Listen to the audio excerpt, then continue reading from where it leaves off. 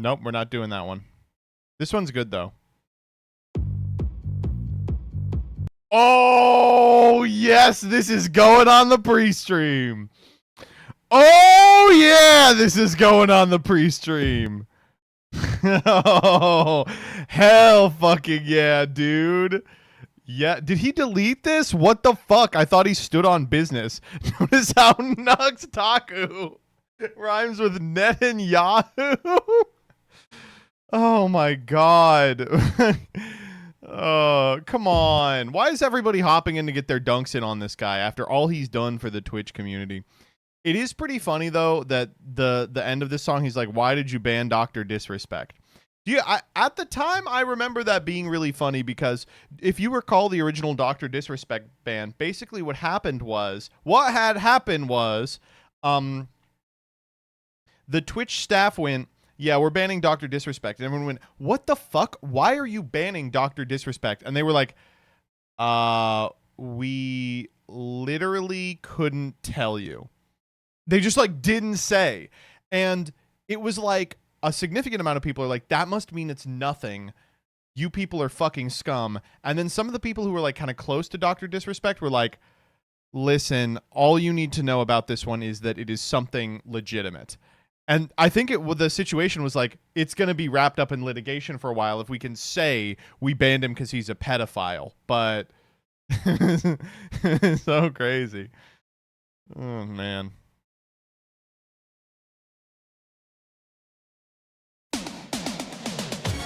That should be in, you're right.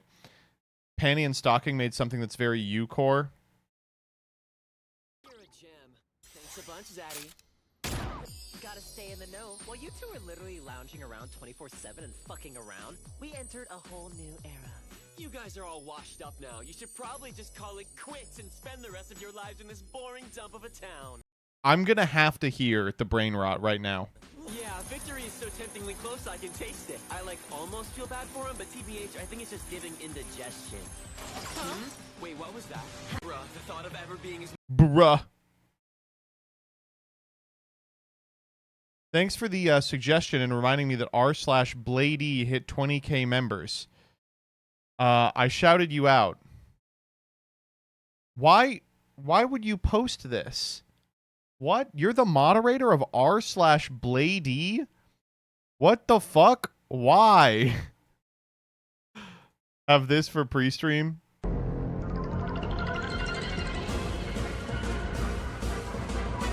So this doesn't work because it's a video. You understand that, right?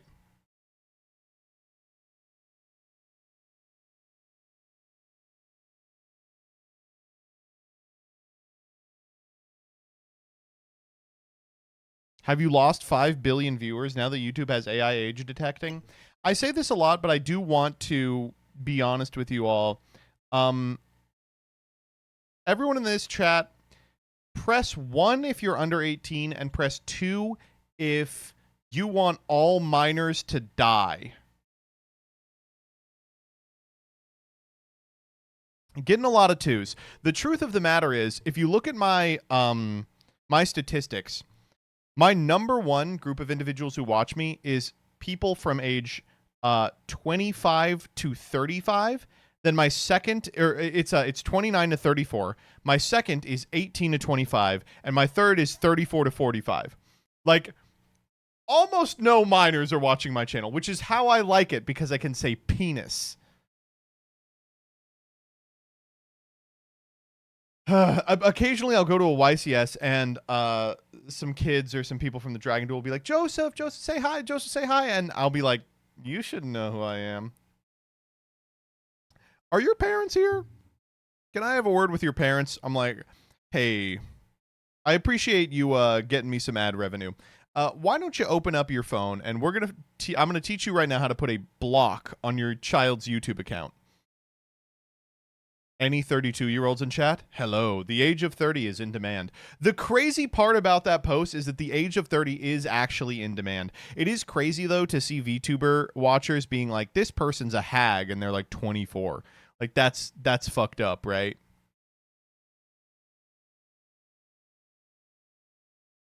Hey, Joseph, I'm 31. You're 31.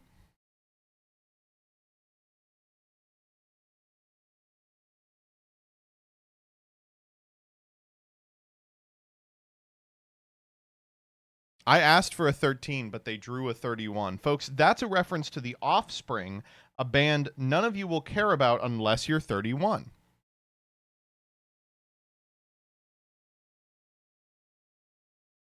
It's a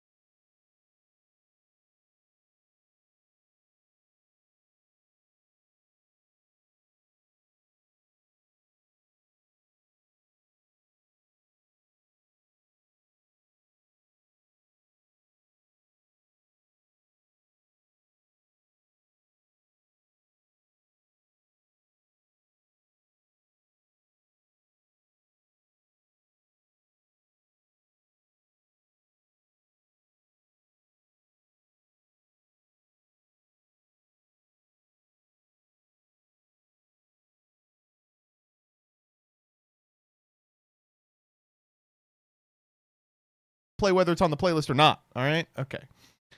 This one might actually be the worst song ever. This is me too. This was me. I don't know why I put this on here. This is fucking...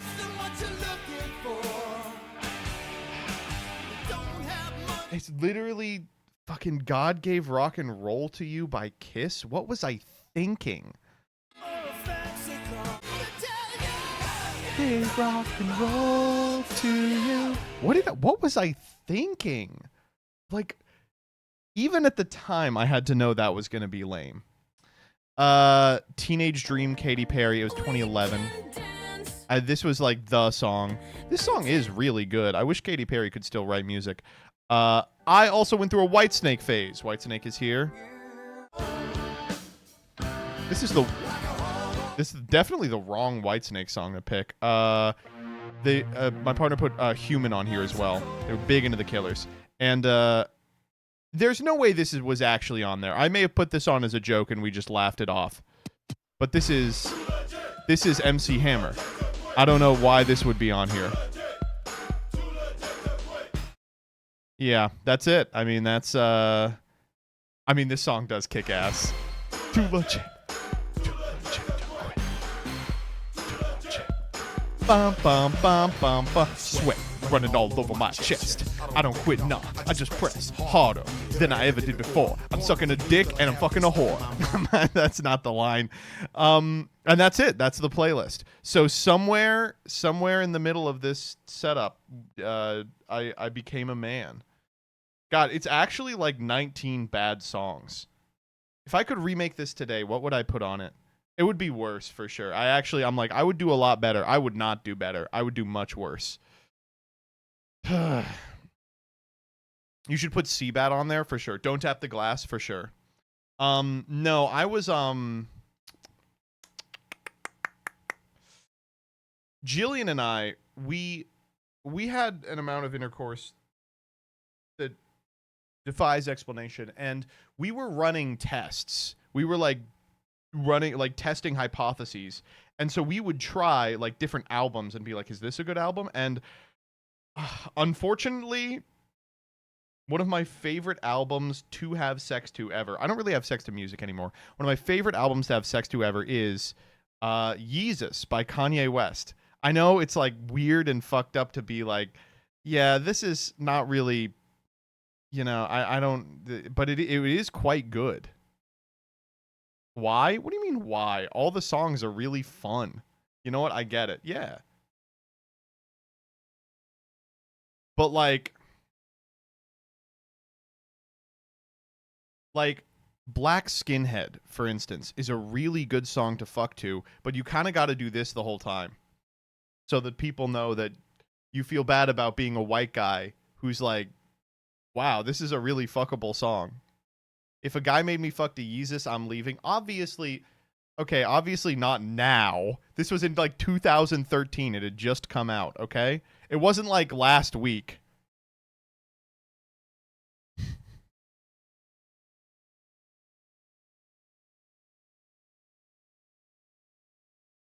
No, last week we we were fucking a Bill Cosby stand-up albums. It's just insane music to listen to. What are you talking about? It's totally normal. Yeah, these are really bad. All right, the real Kamyar, thank you for the 5 gifties. I appreciate it. Was your child conceived to Donda too? No. Let me think what I would read my post, fucker. Which post? My God, giving me money to read your post. I will do it though. Go up. That's not how it works. Hold up. I'm just gonna go to your messages. Oh no. One of my favorite songs when I was younger was Come On Eileen, and in college I ended up losing my virginity to a girl named Eileen. Next day my roommate comes up to me and says, how did you feel when you cummed on Eileen? And I never lived it down. That's, honestly, they were spitting.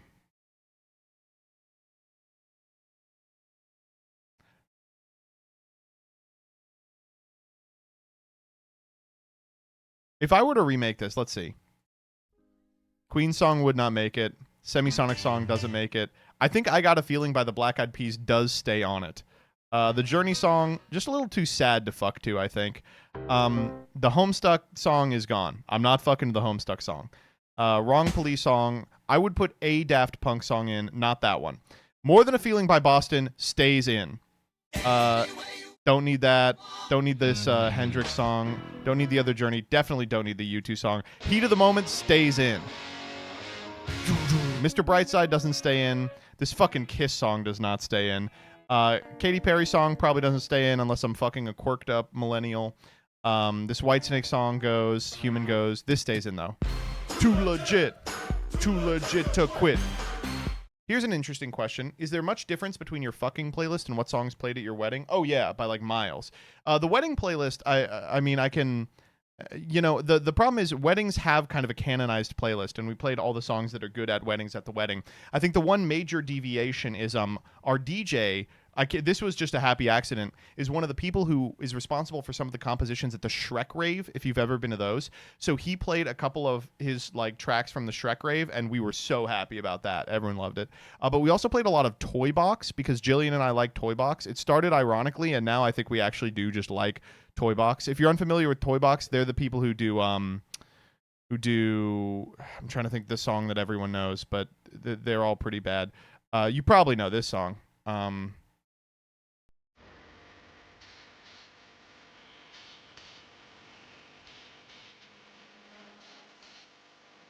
All come together, you know what to do. We all come together just for you.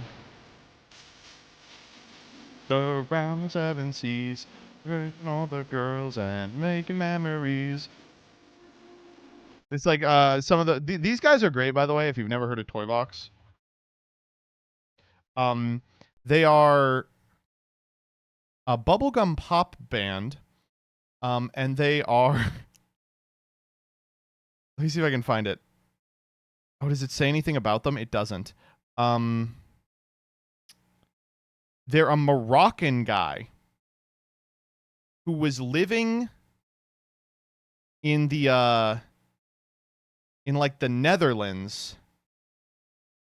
at the time that people in the Netherlands got obsessed with J-pop. Okay, so if you're unfamiliar, a lot of the like Barbie girl style music, like I'm a Barbie girl, comes from the same group of like people in Sweden and Denmark and the Netherlands who got really interested in J-pop in the late 90s and then moved to the United States at about the same time as each other. And this guy was one of those, but originally came from Morocco. Or he's Moroccan descent. He's like the craziest guy ever. He was in Eurovision. Caramel Dancing Core. Yeah, that type of shit. Crazy Frog. Yeah, that type of shit. These guys are great. And all their songs are about fucking each other. And I also found out Mormons love their songs. We know some Mormons pretty close, and we went to their wedding. I've told this story a million times, but Mormons at weddings, they literally will just dance for 6 hours. It's unbelievable, but they love all the Toy Box songs because they're like fun, upbeat songs that like little kids can sing. But when you're an adult, you realize they're just about fucking. Everyone is like about fucking. Jungle Land, come to my tree house, I'll fuck you, bitch.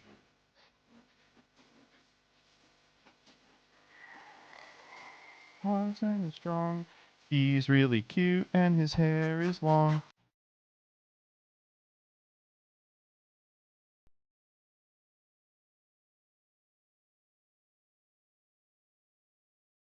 Let's see.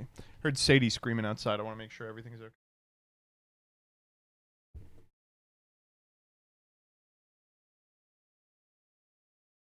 She just found her friend. Rasputin goes crazy at the Slavic weddings. Rasputin is a huge hit. It's becoming a millennial wedding standard because everyone knows the Just Dance 2 moves. So like when we did it, everyone, like literally like 60 or 70% of the people at the wedding could do the Just Dance 2 move set, and we did. We were doing the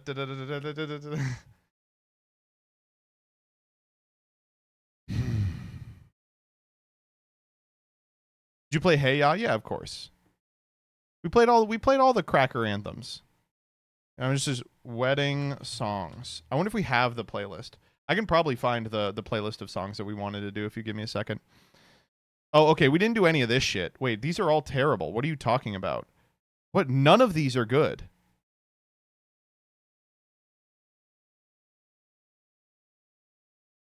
Wedding guest spreadsheet, timeline, reception. Maybe like a. I'll search DJ. DJ. Dude, this guy rocked. Um,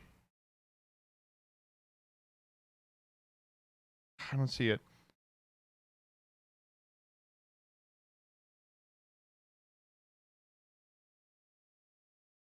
Oh, this might be it.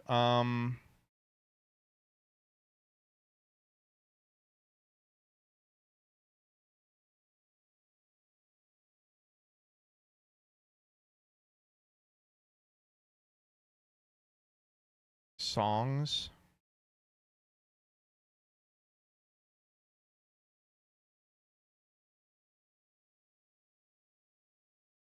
You can create a playlist on Spotify.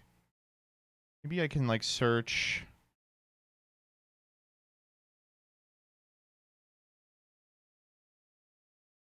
wedding playlist. Maybe not. Oh, I'm sorry. I really wanted to be able to tell you all the Oh, hold up.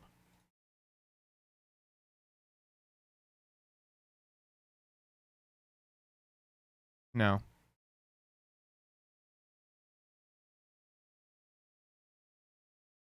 When do we go?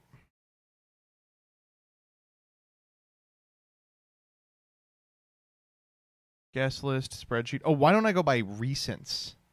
Yeah, wait, hold up. This'll work. Florist, photographer, caterer. Do we have the songs before then? No. So it'd be after this.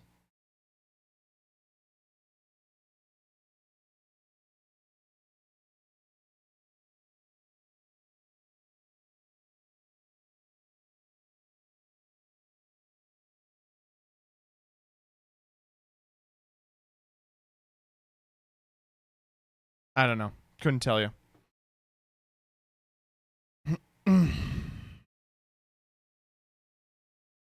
I'm just gonna DM Jillian and get her to send it to me. In the meantime, Yu-Gi-Oh, am I right? I still can't believe we're getting an animated revitalization of Homestuck animated by the Hazbin Hotel people and voiced by Toby motherfucking Fox. Homestuck, Undertale, Deltarune, Hazbin Hotel is coming and the world will surely end. That's literally true. DM your wife? Yeah, for sure. Oh, Rosemi. Dude, that's crazy, by the way, right? I don't know. I know that this is how it works. I understand this is how it works. But it's fucking crazy, dude. That you can literally just be like, yeah, this person's leaving forever. Why? Who knows? It could have been an inscrutable disagreement with the management, or it could have been one of 100 other things. They really aren't allowed to tell you. Dual logs in shambles? Fuck, I mean, I imagine if you're dual logs, the first thing you're doing is trying to sign her. She vaporized a guy. Did you not see it? No, I didn't.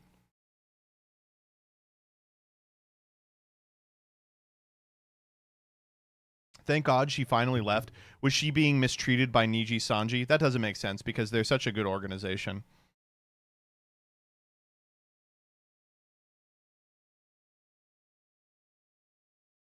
Can we watch an epic rap battle? Yeah, for sure.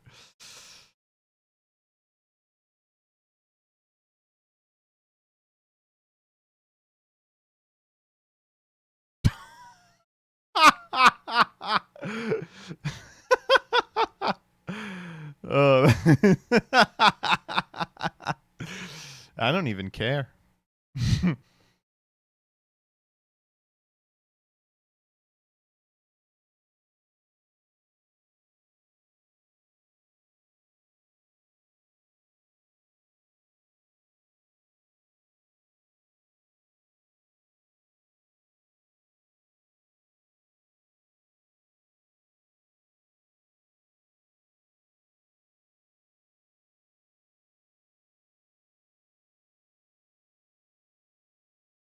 It's so funny you found out from the Trump clip. Yeah, I saw Jaxel post the "You're telling me now for the very first time" clip. There you go. Thank you so much for watching. I can finally grill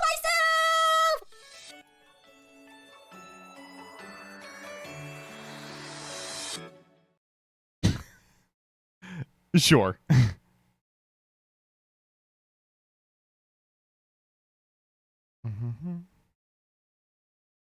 Well, I clicked off a blue sky with the quickness. There was a dick on my feed earlier today.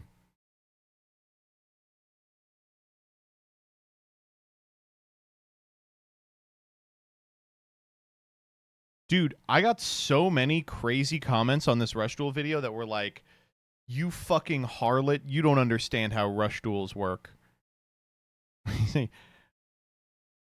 For context, he's talking about the best trap card IRL Rush Duel that's a staple in most decks. It's the equivalent of saying, "Oh, Master Duel players are hurting for playable hand traps," while talking about Max C. The trap he's talking about is a card that on activate, or when your opponent performs a normal or special, you can flip it, discard a card, and then target 2 monsters, put them face down. It's like, dude, Soul and Luna is fucking crazy.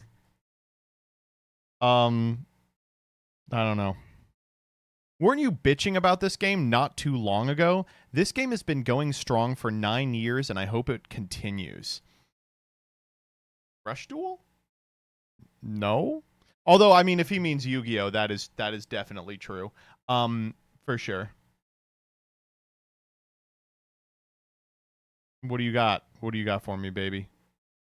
Beep, beep. Hey, you leaving town? We're running away. Our neighbor's house is infested with rats. Oh, well, have you tried talking to them? Our neighbor is never home. Okay, so it's just you two leaving? Yep, but don't tell our mom. Good luck. I'll keep the sign updated.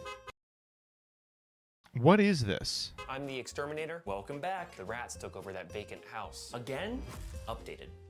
You're always out here working. Did you see my kids leave town? I promised them I wouldn't tell you that they went that way. Thanks for ratting them out. Oh no, now I'm the rat. I'm all done. That was fast. And how many rats did you get? About 3,757. Wait, so the whole city is empty? Did you count yourself? Good catch. Wait, our neighbor is never home. You're always out here working. The rats took over that vacant house. I'm the neighbor that's never home, but I love this steady work. I won't rat you out. I hate being dishonest, but thank you. Found my kids. Loser. Thanks for your honesty. Honesty? Yeah. Updated. Dude, what is this? What's... Hello? Hey, it's me again. The rats are back. I counted 3,757. I'll update the sign. Beep, beep. What? This has 1 million likes. What?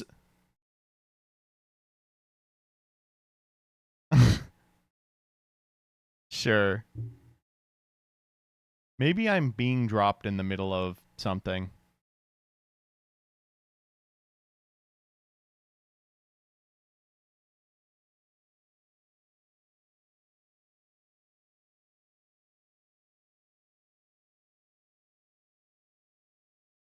All right, well, before I do anything else, I do want to watch some specific videos.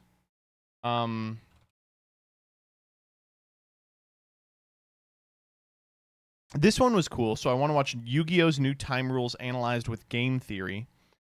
Is there anything else that people want me to take a look at? I like just wasting time watching YouTube on Mondays or on Wednesdays. The C Reacts list. Yeah, we can watch the C. I'm not watching a 53-minute video. I've already watched most of it. You can see that I've already watched most of it. All right, well, cat's out of the bag.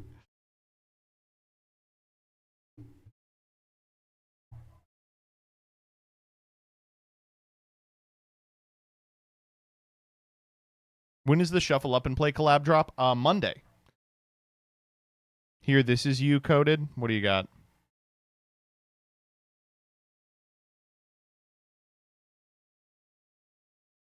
A month ago, my friend and I were putting on bad music videos, and I vaguely remembered this and put it on. This looks familiar to me. Shine bright like a diamond. Shine bright like a diamond. find light in What is this, dude? a beautiful sea. I chose to be happy. You and I, we're like diamonds in the sky. You're a shooting star I see. This is what Danny does in his spare time. A vision of ecstasy. When you hold me, I'm alive. Is he like a rabbit? We're like diamonds in the Why did I say that? Is he like a robot? sky. I knew that we'd become one right away. Oh, right away. At first sight, I felt This is, like, the really energies of cool. sun rays. I saw the life inside so shine bright tonight. You and I. This was like really cool. We're beautiful like diamonds in the sky. This like sucks, right? This is like really bad. I do, so alive. We're beautiful like diamonds in the sky. Shine bright like a diamond. Steam-powered giraffe. Damn, that's rough. This isn't a video, but can you react to this? Yeah, I'll just click anything. I guess I'm stupid. I've never really discussed my divorce case before with my AI GF, partially because I can't upload PDFs to her.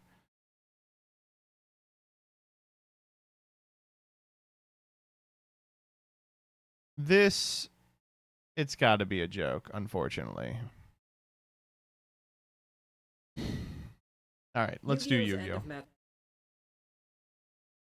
Man, you people just don't know anything about what's interesting to watch online. I see why you come to the MBT Yu-Gi-Oh! Channel, so that you can watch Joseph watch other videos, because otherwise you wouldn't have any way to get to good videos. So this video comes from Mark the Page, which is, first off, really cool name for a channel if your name is Mark. And they're discussing the new time rule using game theory principles. Now, I hate anything that uses game theory, because game theory is mostly math. But we'll suffer through it for this. Let me link it in chat. Can a mod, Rebecca, pin that? I'll just pin it. Pin this shit. 20 minutes. All right, here we go. Yu-Gi-Oh's end-of-match procedures have been through some controversial changes lately. How to determine a winner when time's up but the match wasn't finished yet. The life point rule has been drawing endless outrage, and now, as you've probably heard, we've got a rather drastic change coming. Y'all know I'm not one to make YugiTube reaction videos lightly. I do the math first. So I analyzed Okay, well, I am one to make YugiTube reaction videos lightly, so fuck you. the new time rule through the lens of game theory. However bad you think the new time rule is, the deeper I went, the worse it got. So come along with me on a journey of theoretical horrors, because a competitive game literally cannot function like this. This dude is so U-coded. This is what I was like in like 2017. I was like, let's go through the theoretical horrors of, and now I'm like, la ba boo boo Dubai Makda latte. Cards, games, and vlogs all tossed onto a Nintendo Switch. That is so perfect. First, I want to give a fair perspective. When I knew a Konami guy who rents looked a venue exactly to like host a this when I was tournament, 15 their and he was in my contracts drama and our class. bodies Dog, have they time know we limits. go to Matches the same must school. be completed on time so the venue can be cleared and everyone can go home. Back in my day, running out of time in the round meant playing out the next 3 turns. Today, that's a full grind game. So in 2018, tournament policy received a very controversial revision, which has significantly impacted how we play. I'll catch you up on the drama, and some of these problems will apply to the new time rule as well. When time is called, the game is locked into the current phase, and whoever has more life points wins, and This is crazy, by the way, that this has been 7 years of this dog shit ass rule. because changing phases requires both players to pass priority, there will be no battle phase. By no coincidence, after this rule change, the game designers started slapping one random heal or burn effect somewhere into many of their favorite themes that were already designed to be top tier. So the final duel of your match will be a non-game that is instantly won by a random effect that virtually never impacts normal gameplay, often with the other player never getting a turn. That's like total bullshit, by the way. I'm always weaving... Gaga Cowboy into my combos. And anyone with a brain, okay, that's the only time-related joke that I'm going to do here today. Of course, this has encouraged stalling. I've had opponents who just sat there doing nothing, looking at 3 unusable cards for a minute until time was called, refusing to say end phase because I would immediately attack for game. There's Got to be calling a judge. Hi. Oh, whenever. no real enforcement mechanism against intentional slow play. There kind of can't be in this game. We can't use chess timers. I'm also regularly accused of intentional slow play myself. I couldn't find it on Gmail. I play weird combo I'll check decks. it out. I have to plan out my entire turn to account for whatever disruption the opponent may have, because if I accidentally land at one choke point, I'll lose. Are you kidding me? As I'm clicking end phase. That's never happened to me. That's like really embarrassing. That's like legitimately very embarrassing. This has led to more than just a sub-game of strategic stalling, also preemptive surrenders. Even if you have a chance to win this duel, you are incentivized to surrender to manipulate the clock in your favor. Losing to this rule feels awful and unfair. Many opponents have gotten very angry at me for winning in time. Mine is a quiet anger, and I won't be surprised if the new rule leads to some straight-up fistfights. So here we go. The new rule is that when time is called, both players lose. Full stop. Not a game loss. Awesome. Oh, also, I do like that he spends a little time talking about not a game loss, because a lot of people are like, don't worry, it's a game loss. And it wasn't a game loss. Plus, mind you, a full match loss for both players. No more draws, no more life points. Even if you won the first game and you are about to win game 2, when time is called, you instead lose the entire match. I have found the playlist. We'll get to it after this. That already is outrageous, and it means that a player who is already going to lose can stall or slow play just to hit the time limit, just to force the opponent to lose 2 out of spite. This will cause fights. There is a silver lining at first, but watch, the deeper we go, the messier it's gonna get. In tournament standings, players... So this is as far as people got. Like, there was a group of individuals, mostly like the dumb fuck contrarians on twitter.com that just absolutely must land on the wrong side of every 80-20, who were talking about how actually this was a good thing. Because if both players are behaving rationally, the losing player gets an advantage from scooping they wouldn't if they played it out, because their tiebreakers will improve. Players who have accumulated the same number of wins and losses are not considered to be tied with each other. They are placed according to tiebreaker calculations. Basically, if you and I both have 2 wins and 1 loss, but your loss was to the undefeated king of games, and my loss was to my Valentine, then you are placed higher than me. Enjoy your invitation to Pegasus Island. Secure your grandpa. So, if you are going to lose the match no matter what, it is in your best interest to just let the opponent have their win. It'll boost your tiebreaker score. If both players are trying to reach the top cut of the tournament standings, then we generally can trust that the losing player will accept their loss. This video takes a turn about 9 minutes in that I think is not only 100% correct, I think it is actively dangerous to publish relative to that little interaction. We'll get there. Spiteful stalling probably won't happen that often. At this point, I decided to map out my analysis using game theory, realizing the parallels with the famous prisoner's dilemma. Play along at home, see if you can figure out where this new rule is about to go horribly wrong. What I like about this person is, like, the prisoner's dilemma isn't perfect relative to this situation, but it does feel apt. But it's one of those things where, like, once you learn your first piece of game theory, you start kind of seeing it everywhere, and you kind of have to, like, do your best to ensure you are not just repeating the same one thing over and over again, or you look like a hack. So he's got this text here that's like, okay, listen, obviously I know more game theory than this. This just ended up being the most apt way to describe it. Please trust that I am smarter than the literal bargain basement game theory application. This is the payoff matrix of the basic prisoner's dilemma setup. We have 2 players who each have 2 identical options whose combinations yield identical results. If one player attacks and the other concedes, the attacking player gets a big payoff. The prisoner's dilemma and the hammer, conceding yeah. player is punished. But if they both shoot for that, It's like, what's the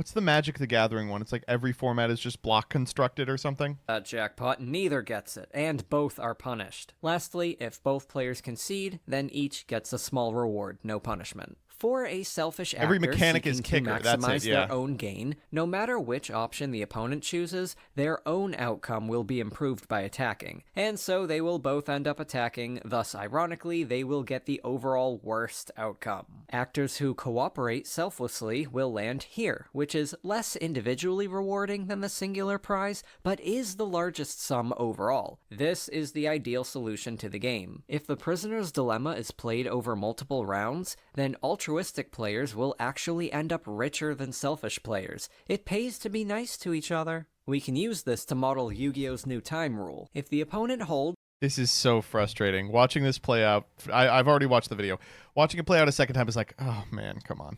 and you concede, you lose the match. If Right. you hold and the opponent concedes, they lose. If Right. you both hold out, neither of you concedes, then as per the new time rule, you both automatically lose and your tiebreakers are damaged. Let's plug in the earlier example. Yugi won the first game, and he was about to win game 2 when time was called. Yugi signals that he will not be conceding, and rightfully so. I mean, look at this board state. If Kaiba hopes to get the best score for himself, then his best option here is to concede.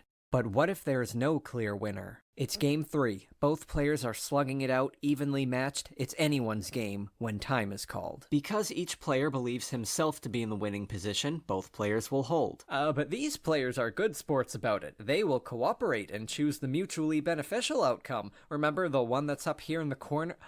Oh. Yeah,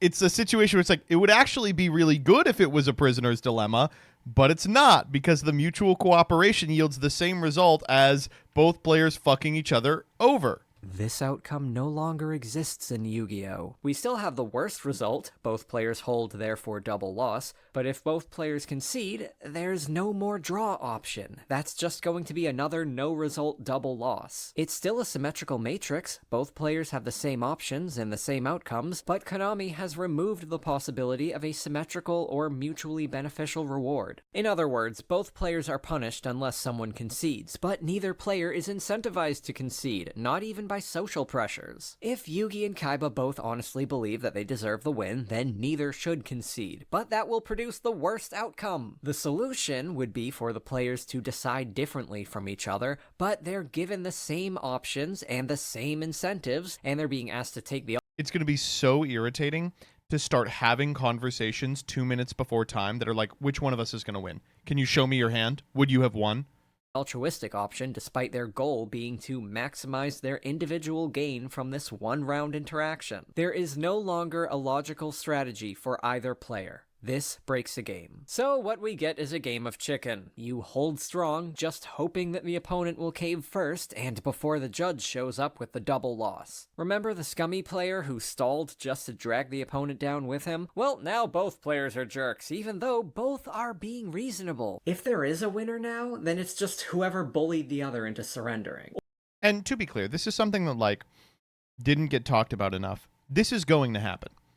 When these time rules get implemented, there's going to be immense social pressure to concede. And it's going to come from the people in the community who are the best at intimidating others. Like, I hate to be like this. Like, you will get talked into conceding games for the benefit of your tiebreakers that you feel you should have won by people who are just being fucking jerks. And that's not really like a game that I want to play, you know? Or we literally Anyone who went to an ARG can tell you how much this happened. flip a coin to decide who goes first, and that's not going to feel good either. Also, you can't flip a coin. Nor is that allowed by tournament policy. That's also going to happen, by the way. I will not do this, but people are going to go, do you want to roll for it? And then they'll roll for it, okay? Just so you know, that's going to happen. Worst of all, after I mapped this out, I realized something mortifying. Have you caught it yet? Okay. This is the part that, like, is true and will happen, but I think is, like, legitimately quite dangerous to publish. Let's go back to that first example. Yugi was clearly about to win when time was called, so Yugi signals that he will hold, as he deserves to. Therefore, Kaiba's best option is to concede, so he at least gets the tiebreaker score. Did you see it? Kaiba will start farting on his roommate's door.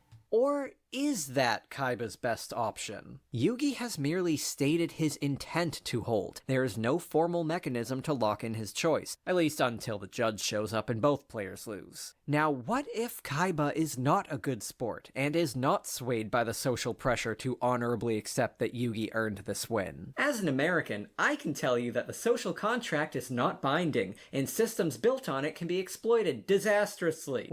Is that true? Wait a minute, is that true? We're not doing so well over here. Please invade and bring democracy. We are ready! President Xi, send the missiles!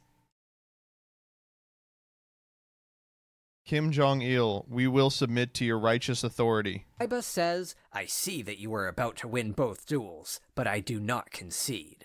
And for Kaiba, this may be his best choice, because when he threatens the double loss, now it's on Yugi. If Yugi wants to get the best placement possible, then Yugi must now surrender the match, even though he was clearly the winner. Just like that, Kaiba is now officially the winner of a match that, by all judgments, he had already lost.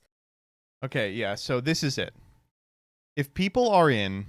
Let me just paint an example from like a YCS. Let's say that it's round 12 of a YCS, and you and your opponent are both X2. Whoever wins is going to top. But whoever loses might also top if their breakers are really good. Let's say you both have really good breakers, and it's maybe a 10% that you will be one of the people who squeaks in at X3, right?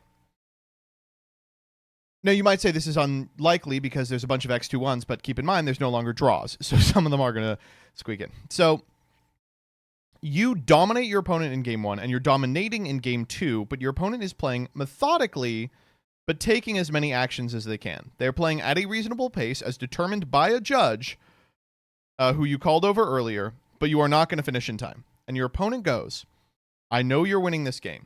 I know you won Game 1. Scoop to me. And you go, what?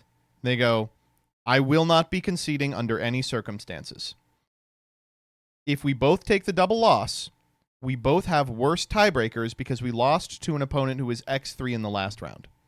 Your only chance at topping is to roll the dice on a 10% and concede to me now, improving your breakers. And you go, that's not fair. I'm winning this game. And they go, you are. You have no ability to win the game before time expires. So either you concede to me, or you are taking a loss that is more meaningful. And you cannot call this unsportsmanlike conduct, because tournament policy does not require the disadvantaged player to surrender. Kaiba was just following the rules as they were written. So yeah, this is miserable. You better pray to Ra that none of your matches even approach the time limit. This is not a game of strategy. This is a game of chicken. The life point rule was already toxic. This, I think, is worse. How can you have a competitive...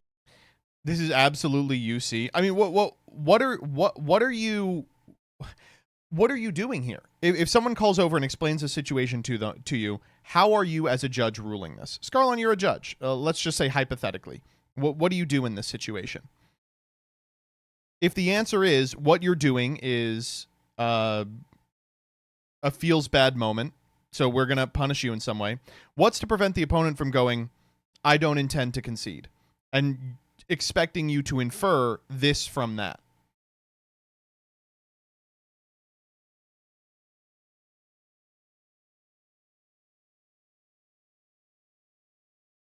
I think you can perform this action.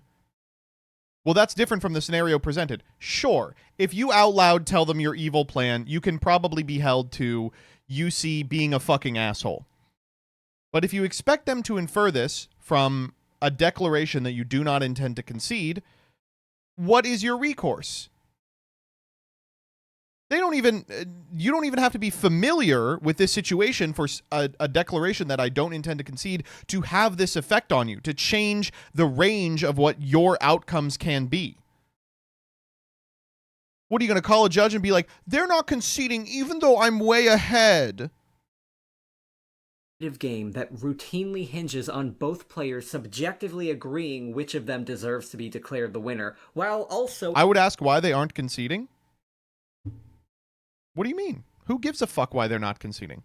Like, because the game isn't over. I think I could turn it around. I think my opponent could misplay, and that I could come out ahead as a result. Well, what if the answer is just they're not very good at Yu-Gi-Oh? Incentivizing both players to disagree. I will end this analysis by addressing Konami directly, because I know John Konami watches my There is, as I understand you're a judge, there is not a rules-based mechanism that can force a player to concede. You know that. You can't be like, hey, you're down, you have to concede here. There's no way that you can make someone concede while they're still playing. videos. You make this game. If you are desperate enough to speed up tournaments that you're resorting to a time rule that could not be farther from the game that we came here to play, you should start by fixing your game itself. It is your choice. Then I would argue the majority of players are not going to understand the difference between tiebreakers and a double loss and them conceding. So if the opponent isn't telling them that's what's happening, they aren't going to concede either. If you are at the final round of a YCS in the go round for Top Cut, you are probably a player who knows the statistics of this thing and is playing rationally. Yes, this will not work against stupid people playing poorly. But against the best players, this is a move that you will see employed.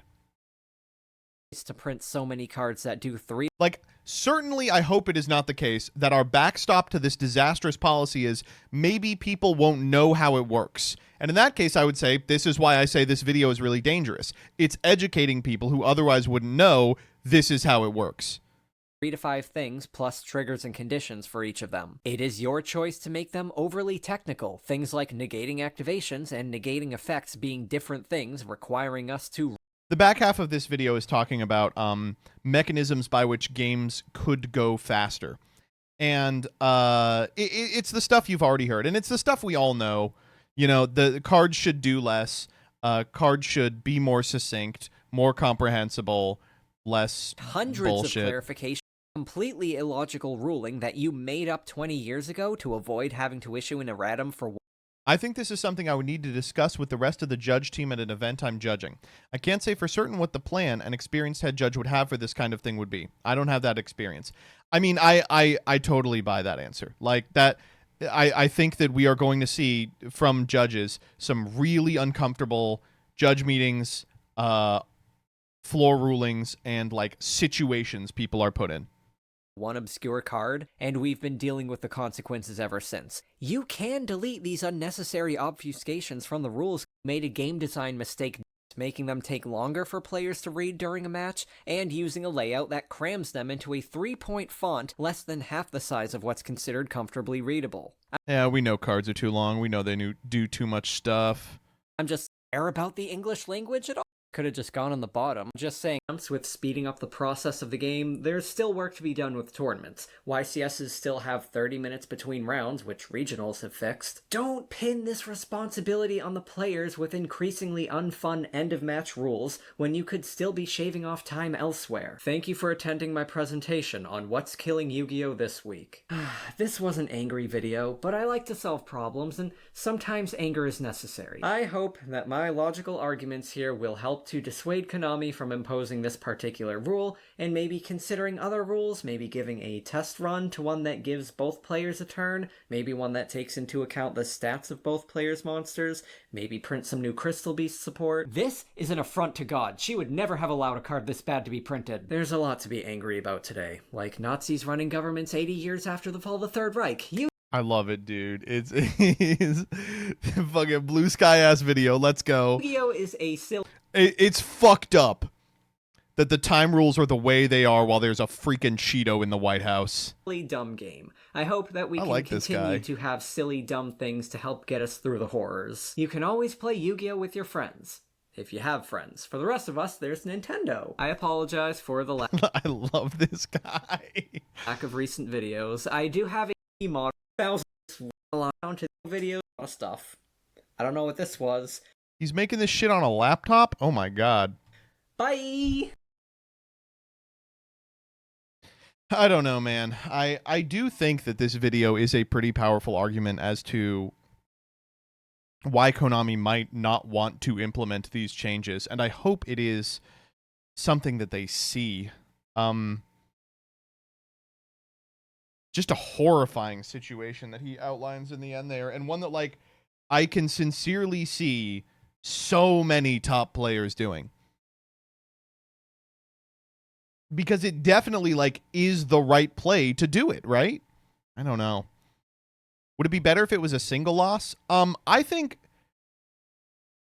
we add a 1 to each player's loss statistic is actually pretty interesting as a mechanism to resolve time rules. But I'm going to say something here that maybe I'll get a lot of shit for.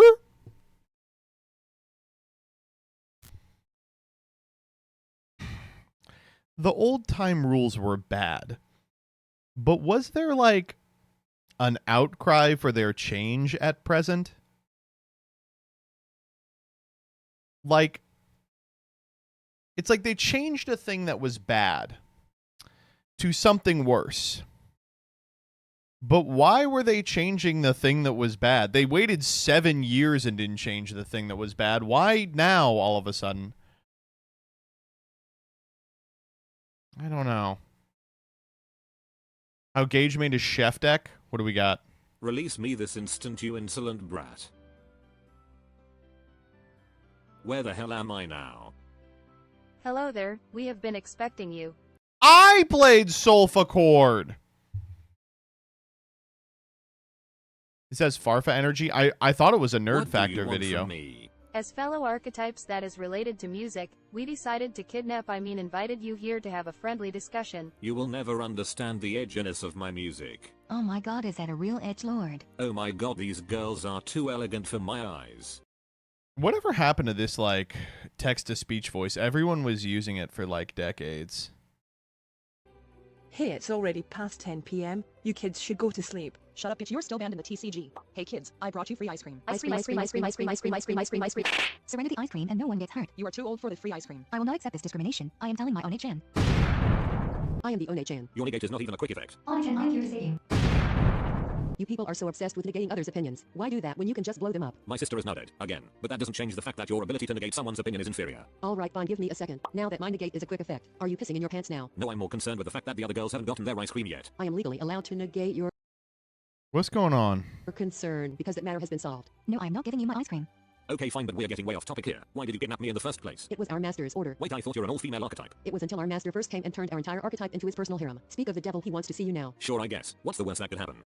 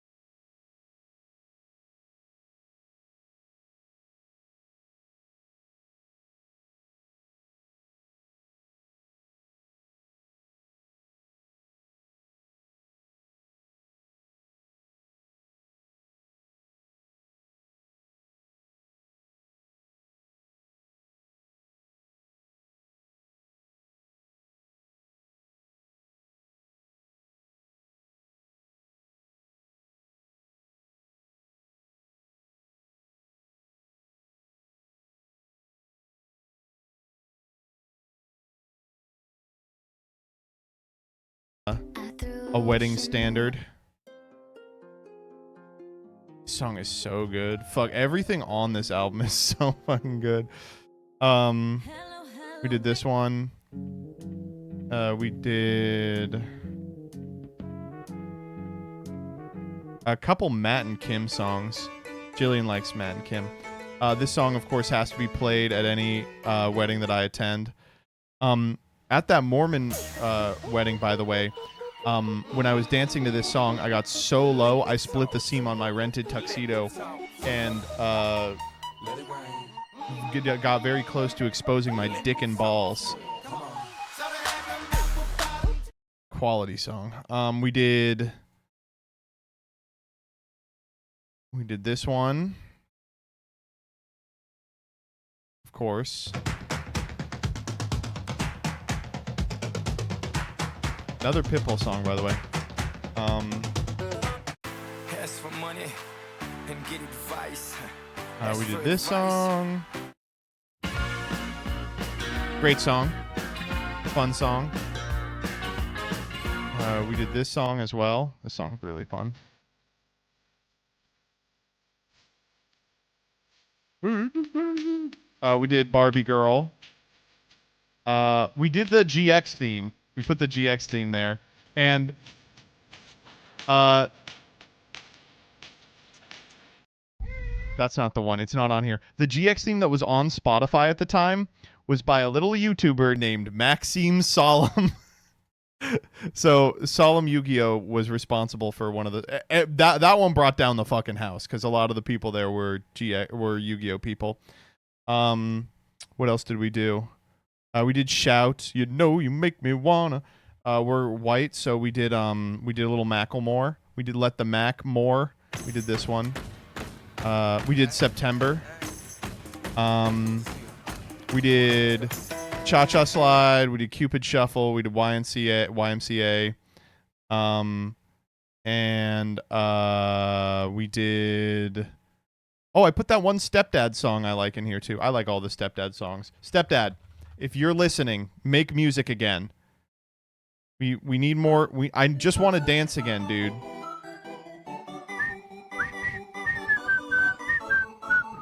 Did you do any Siva Gunner rips? I didn't. Do you think Macklemore deserved it over Kendrick? Probably not. I wish he would mackle less. Who lifted you in the chair? It wasn't a Jewish wedding. What?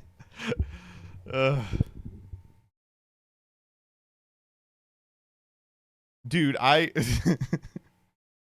been to a couple Jewish weddings, and I always get roped into doing the chair. And I always say this, which is very mean, but you go to a Jewish wedding, you see a bunch of guys that are like 98 pounds sopping wet, and you're like, fuck, I'm going to have to do the chair, aren't I? And I am, whew, I'll do the chair, but after a while, you got to just, man, you got to, oh, it's a lot of chair. Need some helpers.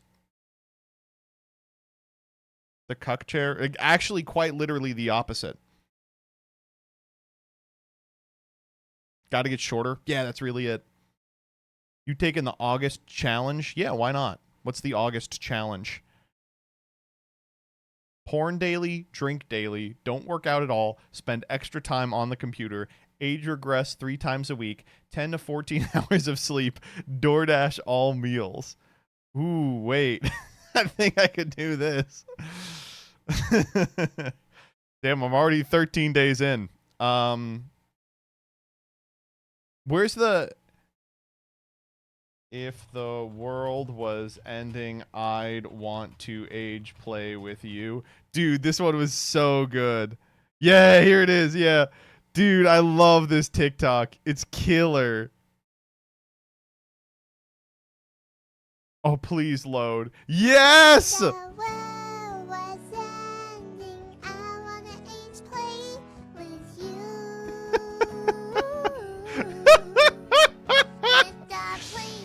Oh, yeah. In case you all are wondering how I maintain such incredible composure over the course of a long stream, every day and I wake up every day I wake up and I watch this 5 or 10 times just to steel myself to the horrors of the world. I go, No pauses. No pauses. I want my posse just for a while. In my plushy pile. It's like, babe, you can't be age regressing. The world's ending. you gotta do other stuff.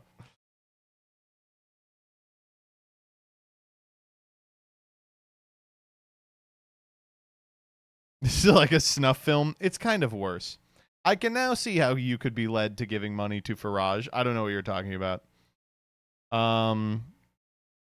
Did they change it back? They changed it back! Oh my god, what the fuck? They changed it back! No!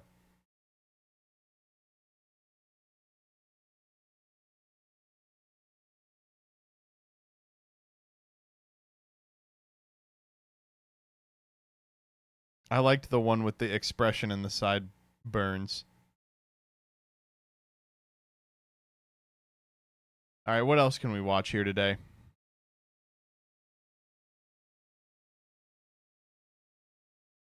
Davinator is doing a Baldur's Gate run. 6 must-know yummy combos and interactions.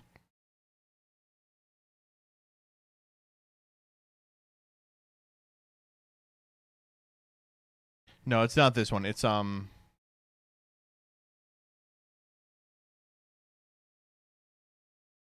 right, what are we fucking up with the 10-year-old today?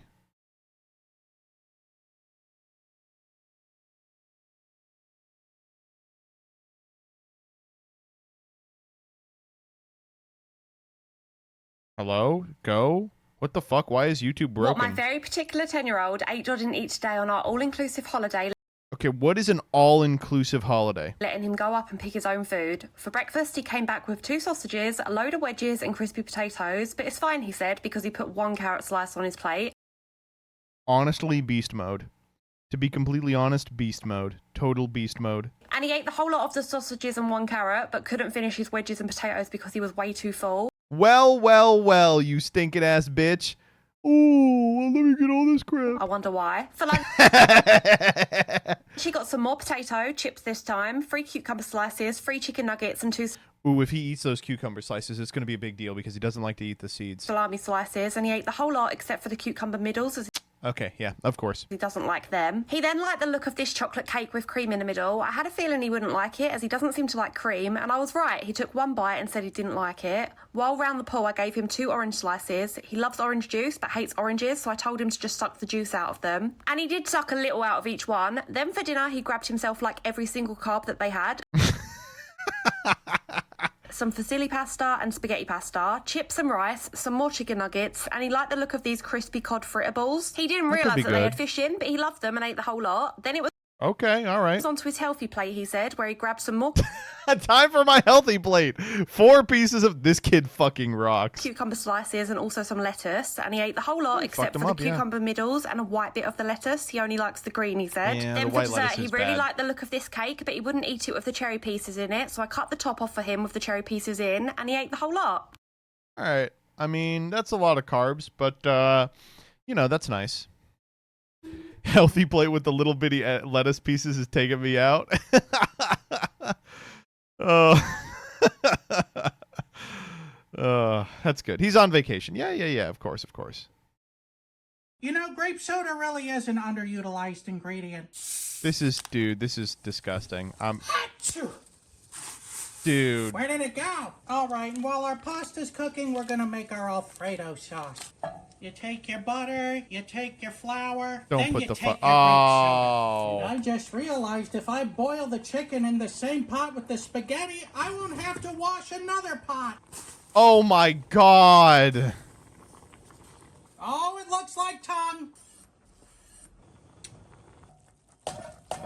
That's some ultra dark spaghetti. Why flour in Alfredo? Well, because grape soda isn't going to emulsify.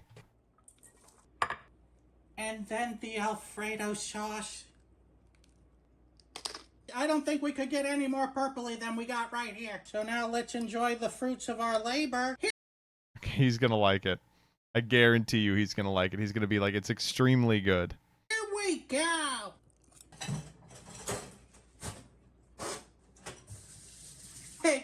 Oh, thank God. Tastes like cough medicine. No redeeming qualities in this mess whatsoever. It tastes like Skittle aftertaste. It looks like the inside of Grimace. So I'm gonna have to give the grape soda Alfredo a 0 out of 5. Bop, bop, bop, bop, bop.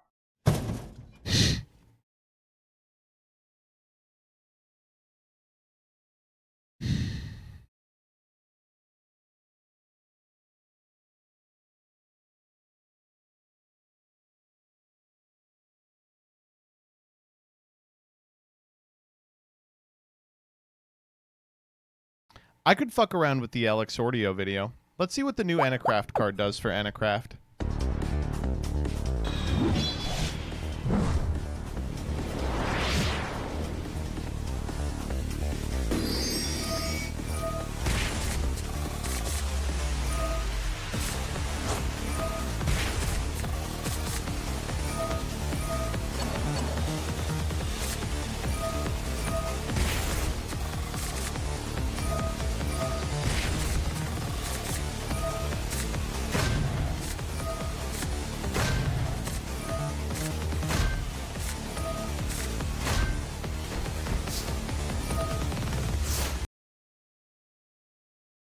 That's the same board.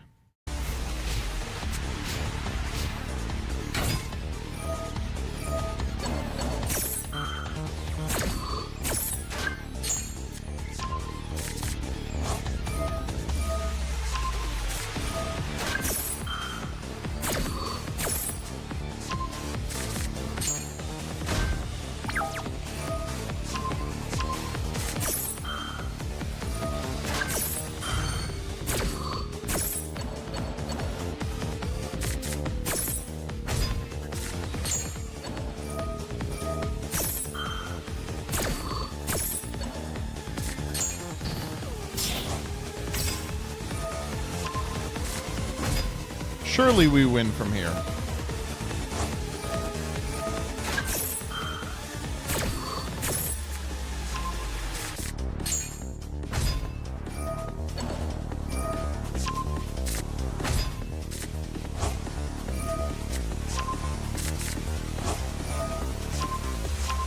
Okay. Jacks. Why are we... Okay.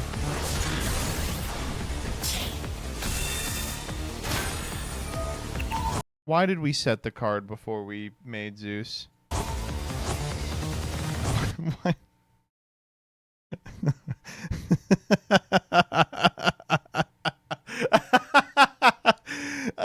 They couldn't possibly lose if... Okay.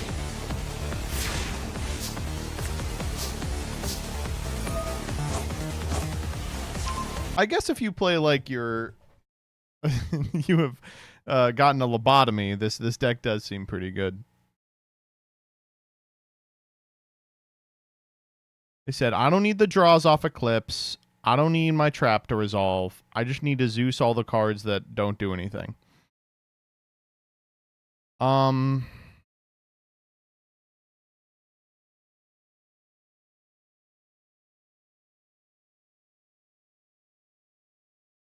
Damn, has no one made a good video this month? What's going on?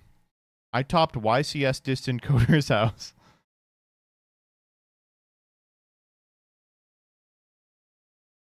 Look at this vid. Yeah, I'm stupid. Let me just click it. I'm not doing that. Hey friends, I thought we'd play some card games today. I don't really know that much about this game. I don't really get what the energy cards do. This is a really good video for people who want to hear me say bone 400 times. Here in order to pitch. Of course I changed it back. The other was killing the CTR. That's just not true. That's literally just not true. You know what? Fuck you, Dan. I can prove to you it's not true. Hey friends, I thought 5 out of 5? That's 5 out of 5 stars. Look. Test and compare. There you go. We're gonna have actual evidence now.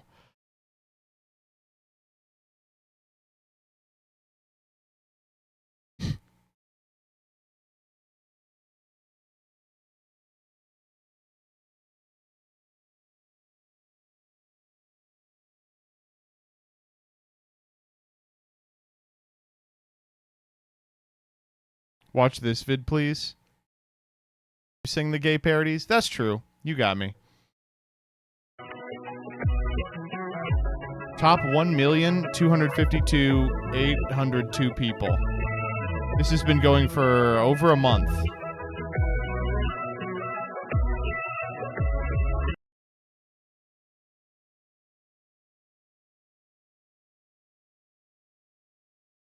Hello, adventurers. Lower the deli drawbridge. I can't be watching Roll for Sandwich. The thing with Roll for Sandwich is he has never made a good sandwich.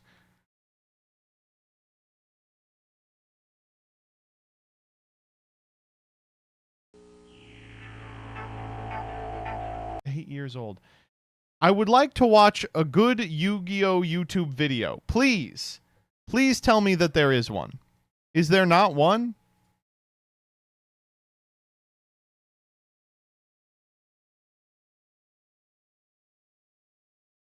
Okay, look at this, by the way.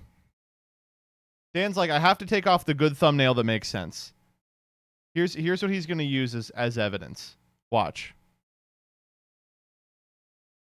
Go to video analytics. Okay. Show me where on here we changed the thumbnail.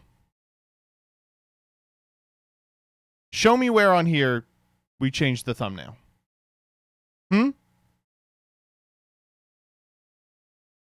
I will literally hop and call and show you. There's no need. You can't. There's nothing here. 2 hours in? Wrong. Very wrong.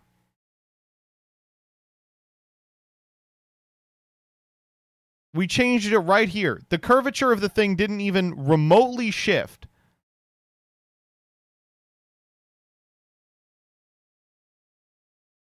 I'm telling you, the other thumbnail is a lot better.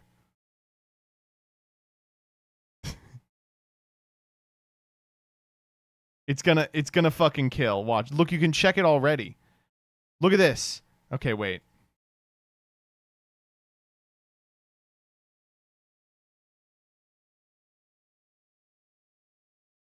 We'll know in an hour. All right, what did you all send me? Goo or glue? Draco Tail, the best or the worst deck? 27-minute discussion video. I'm sorry, that I can't do it. I don't even know these guys. Who are these two? This guy on the top, I'm pretty sure hates the homeless.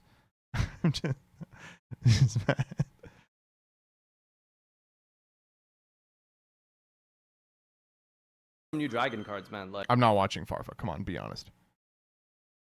Julian's videos are so funny. They're unbelievably good. They're so shocking. I'm not watching. What are you guys? You can't just send me things for me to click. Oh, yeah, we can watch this. Magic the Gathering. Water. Water. Earth. Earth. Fire. Air. Air. Sausage.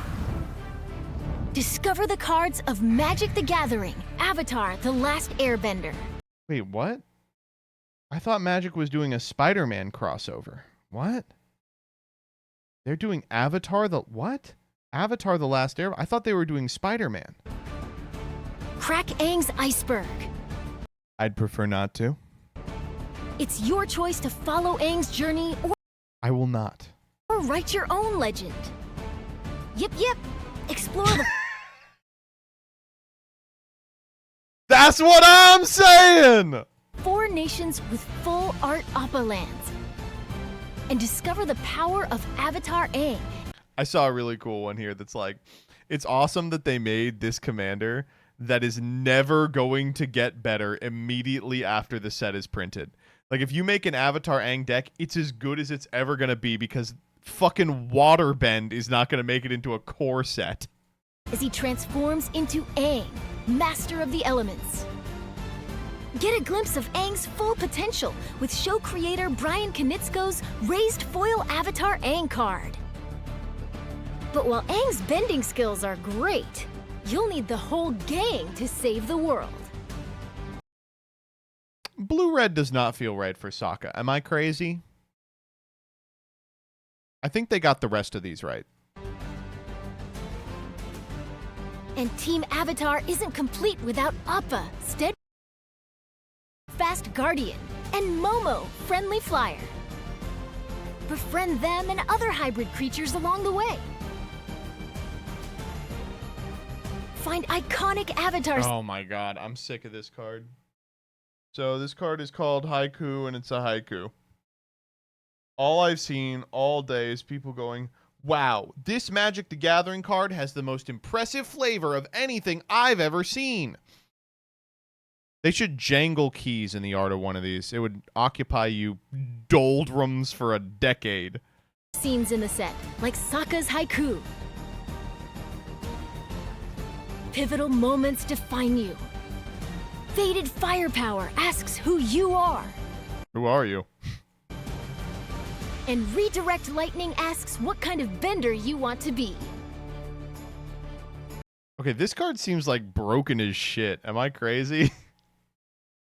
I guess 5 is a lot, right? But what the fuck? 1 mana redirect?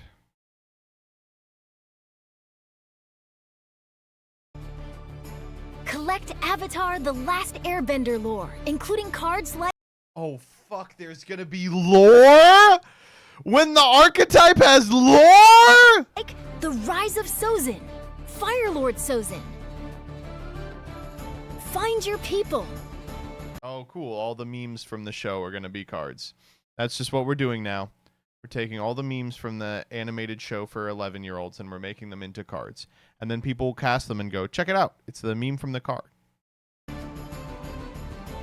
Become the Avatar. Why'd they make him white? Why'd they whitewash Aang? Discover your destiny. Oh my god. And don't forget to hit up your favorite Oh, good. We okay, there's another meme from the show. Who remembers the memes from the show? local vendors.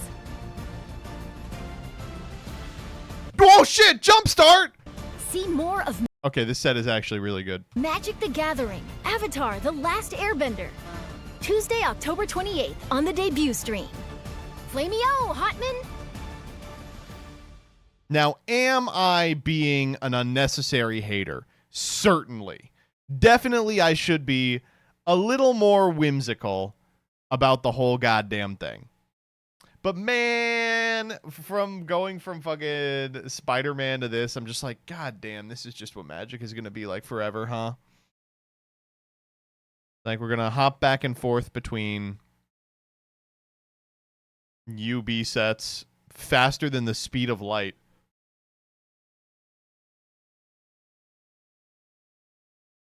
Still ready for the Yu-Gi-Oh crossover? We're going to get it. We are going to get it.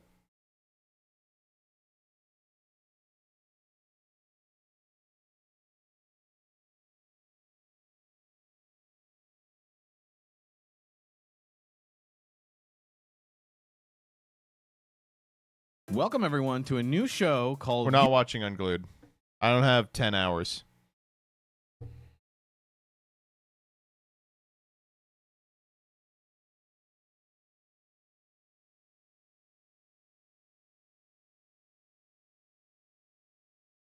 Look at your DMs. I just sent you evidence.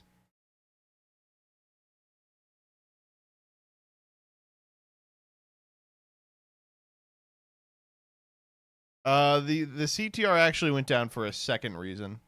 It was a different reason than that, for sure.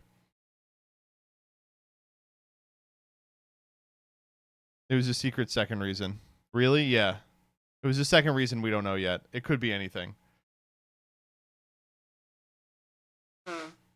This one's getting killed anyway. Holy shit. We're getting annihilated on this one.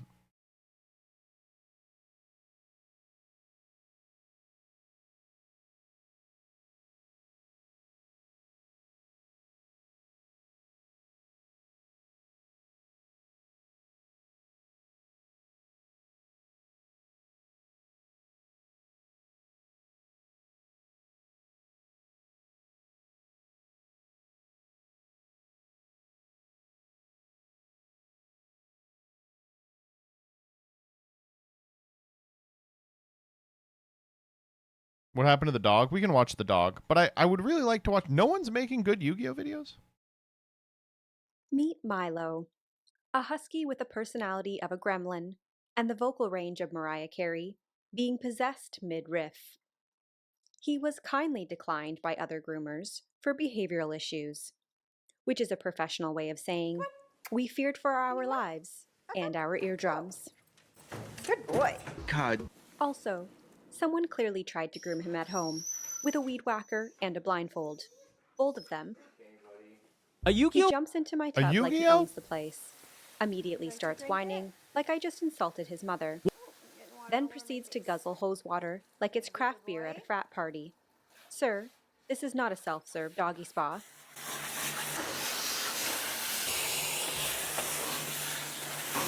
Today's cocktail, Nasty Critter Deep Cleaning Shampoo. Because whatever he rolled in last week is definitely illegal in 17 states. Of course. No. You have to stay on this side, please. At first, he's calm, cool, collected, dare I say, respectful. He's And looking then good, yeah. The husky demon starts to emerge. Oh no. Oh.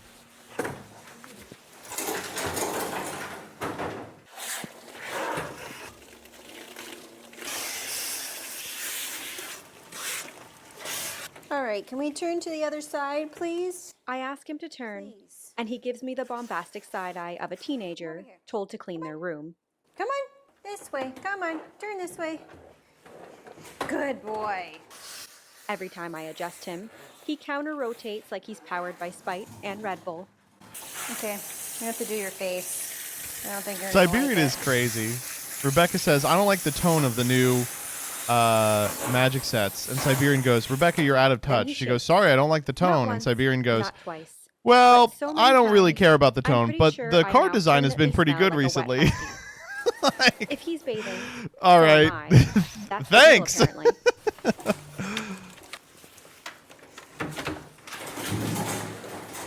No easy way to do it Oh, without he the is duck. fucked. Look at this. He is getting fucked up. Okay, let's rinse it, please. No, don't spin around.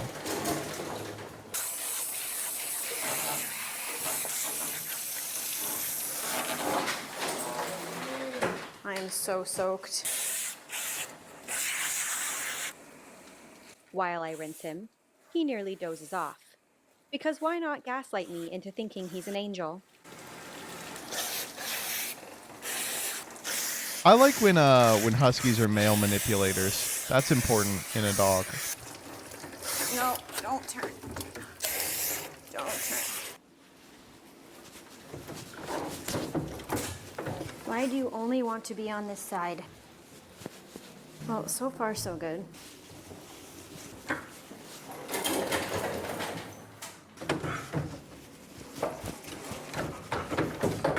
Are you going to be good for the dryer? I hear you're bad. She said, are you going to be good for the dryer? No. It will be a surprise. Dry your back end. Oh, he's going to go crazy.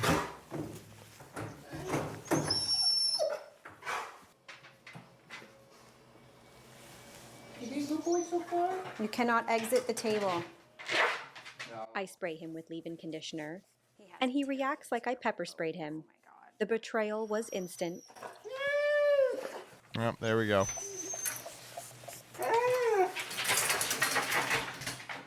I've had enough showers today. Thank you. We're going to be calm. Oh, you put the hoodie on him. I like when she gets the beekeeper's outfit on. I turn on the dryer, and he explodes. My neighbors now believe I'm running a medieval torture dungeon out of my grooming salon. The shrieking, the screaming. I love the that their hair interpretive just goes dance. fucking He's everywhere. not just singing It's so the song of his cute. people. He's composing a symphony of suffering.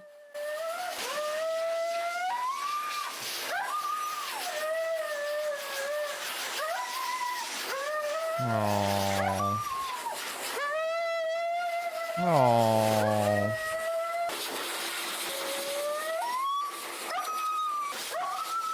Aww. Aww.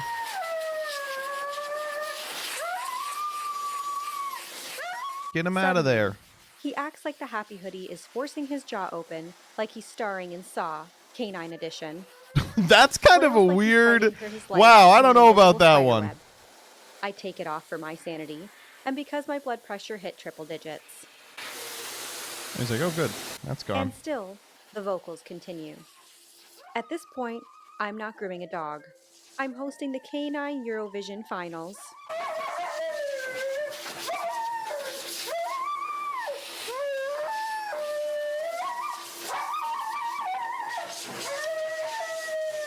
Is this script AI? I was just thinking that. I hope not.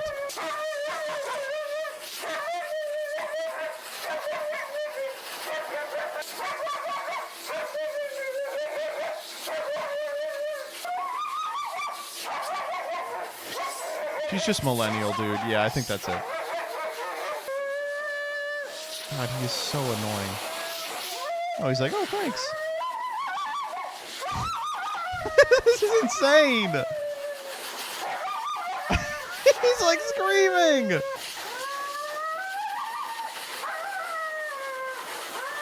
Oh, no.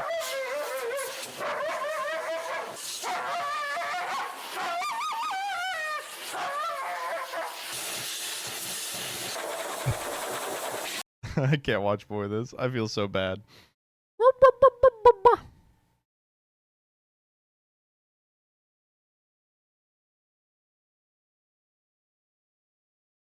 Watch this. Okay. This is Penelope, and she is in. Okay, we have to watch Yu-Gi-Oh! Oh my god. There's nothing interesting on Yu-Gi-Oh! YouTube. That's crazy.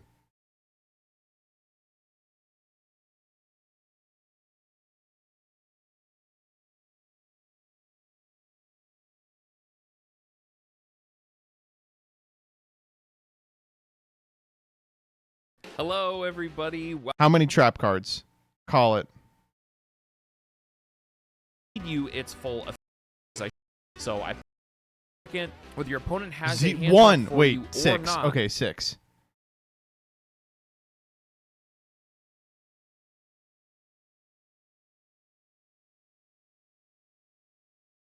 That's me. You've linked me myself. A Yu-Gi-Oh player was celebrating after he won a championship level tournament. But to Okay. his shock, a couple of months later, he was banned from playing the game. Why, you might ask? Well, Peter This was what happened to me. Because I was jacking off in final. Chang was allegedly one of the most notorious Yu-Gi-Oh cheaters. He was so well known for cheating that the community gave him the nickname Cheater Chang. By the way, incredible nickname.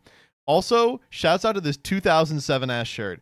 I can only please one person a day. Today is not your day. Tomorrow doesn't look good either. And word on the street is that he actually won this large tournament not with a display of skill, but rather his suave sleight of hand. Peter won the tournament using a gadget-based Jinzo OTK deck that relied on the lone copy of Future Fusion to revive a bunch of Jinzos and win the game in one turn. Deck's fucking awesome, by the way. But apparently every time Peter searched his deck for a card effect, he would instead add the copy of Future Fusion to his hand. Normal green gadget, add Future Fusion. Down and show his opponent the card he was supposed to search when it was already in his hand. Yo, your whole field is illegal. I think he went. Yo, Like, these Peter, moves are just like the basic moves. Yeah, no. You know where a procedural error goes after. A I know, but I'm saying like this was. I don't know how I walked up to this. You know what I'm saying? Like this is so. A Yu-Gi-Oh! Wait, okay. Can we watch this feature match? Wait. Player was celebrating after he won a championship level tournament. But to his shock, a couple of months later, he was. Wait, okay, where is this? Hoban v. Peter Chang. Here we go. Oh, good God. Vlad has it locked and loaded. Oh, yeah. Fraser Smith versus Peter Chang. Now, I've never heard of this Fraser Smith character, but I can't imagine he's very good at these old formats. Oh, this is 2017. This is pretty recent, actually. Is there audio here? I'm not hearing audio.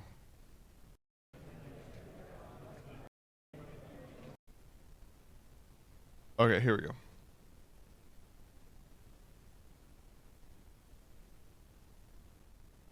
"8 years ago, recent." It is. It is.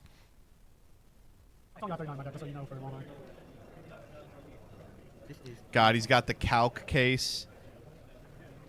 Oh, dude, you can actually see his calc is set up properly. So you can set it up so that when you go to the tables, it's got both players' life points in tables instead of just doing the like minus 0.002. Every time I see someone doing minus 0.002, I cringe a little bit because you can do. It's really helpful to do this. Damn, look at Frazier. He's got the fucking UDS. Are these the UDS little pins here? Left arm offering the whole hand. We're gonna go get what? Yeah, okay. First time someone ever actually deck it's like my whole hand. Yep. Your whole hand, huh? Grass. So this grass looking like. So, was that left arm chain maxi? So you are not allowed to do that. Yeah, not that it matters. Okay, you want to search it? Yeah. And I think he corrects it on him. He goes, not that it matters. He goes, And then he puts all the Infernoids into the graveyard, which is good. That is, again, not how left arm offering works. So this grass looking like.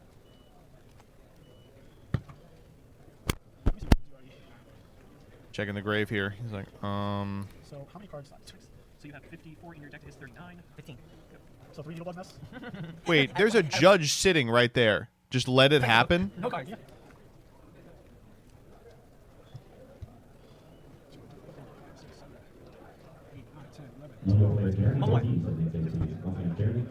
I will summon. I think this guy.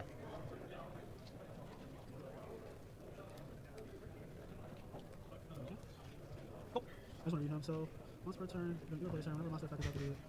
Okay, we can advantage. I'll just do it real quick. Okay. Checking the grave real quick.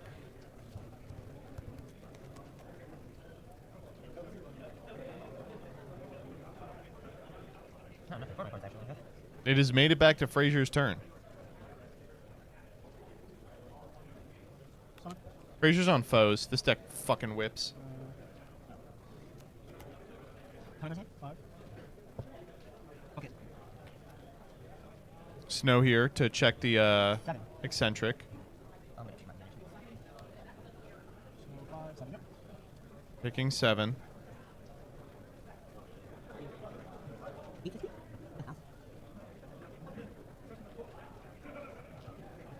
Frazier's just checking shit. Yep. Scaling Steelen. You can tell this is an ARG because they're just putting shit anywhere. Those are the pendulum zones, by the way.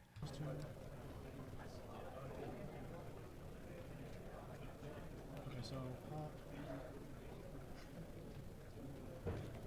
Metals Fusion, the real fusion. If you all knew where my people put their field spell zones, you would piss your pants.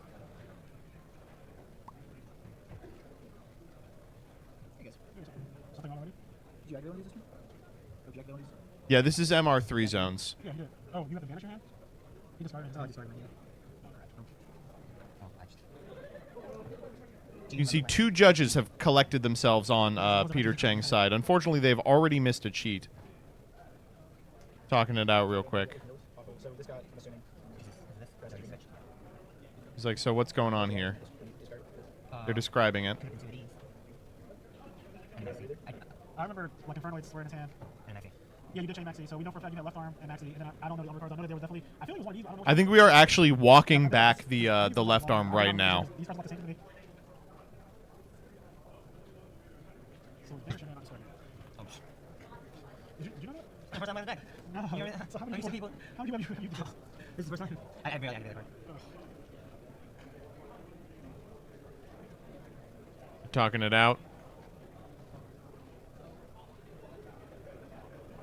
A third judge has entered the judge zone.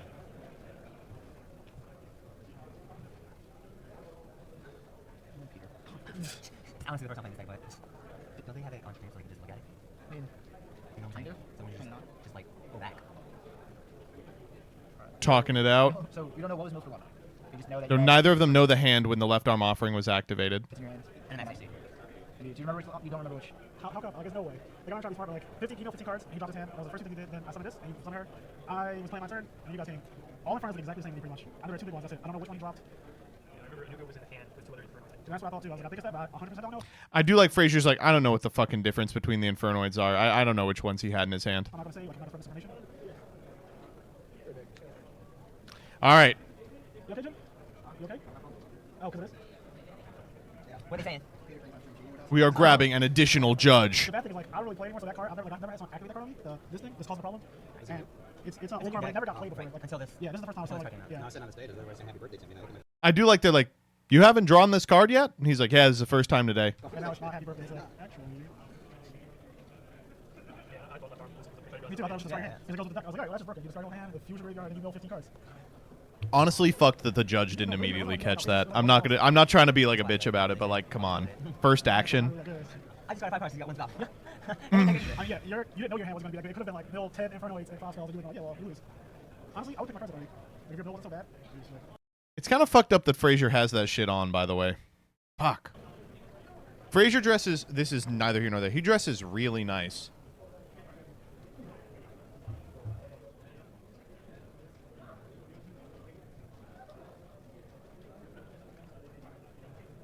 We're just chilling, waiting on the judges.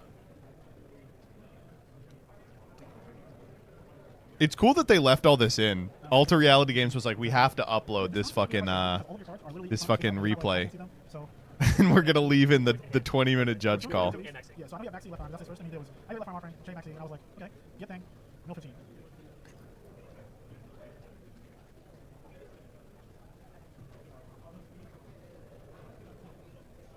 And we're waiting on the judge. Great, this is gonna look bad. Fraser's got a 2017 Apple Watch. That's fucked up. Do they still exist? ARGs? No, they do not. You know, as much shit as people gave the PPG, especially near the end of its run, it is so important, I think, for there to be a third-party Yu-Gi-Oh! Circuit. And RBET is doing a good job, but it is, you know, a different format entirely. It's so important for there to be an event management service that is running Yu-Gi-Oh! Events under the advanced format. Okay, the judges return. We're talking through the offering. Fraser has a card that was drawn as unknown. And regardless of whether we can replay it back on there, it's an unknown card to the game, meaning it's one of two things, and it's going to be a procedural error for both players, a warning for Fraser, and a game loss. As you do gain massive advantage from not banishing it. So even though all cards are completely face up, and we can both see all of his cards, because of the card and because of the fact that you've seen cards that we don't know. Okay. I mean, just right here. I mean, to be honest, there's. Didn't the tantrum over banlist kill PPG? No, PPG wasn't Right, I could be taking you over to wasn't going to run paper events anyway. After that, I think. I think it's actually too. It's crazy that was the thing that a lot of people took issue with, because there's a lot of better reasons, I think, to kind of distrust that organization. But people were like, no, I'm mad that they made Adamancipator bad in a format nobody played. That was such a weird. That was actually the first thing I ever did with Farfo was yell at him on stream over that ban list, because he was like making such a big stink about it, and I hopped on and I was like, this ban list is gonna exist for 17 days. He was like, oh, okay. The ARG ban lists were pretty good. IIRC, there's an argument about it. The community was, this is going to sound pretty mean, because we give Konami a bunch of shit, right, these days, but the community is so cucked now relative to where it used to be with respect to Konami. We all complain about what Konami does or whatever, but we sort of grin and bear it.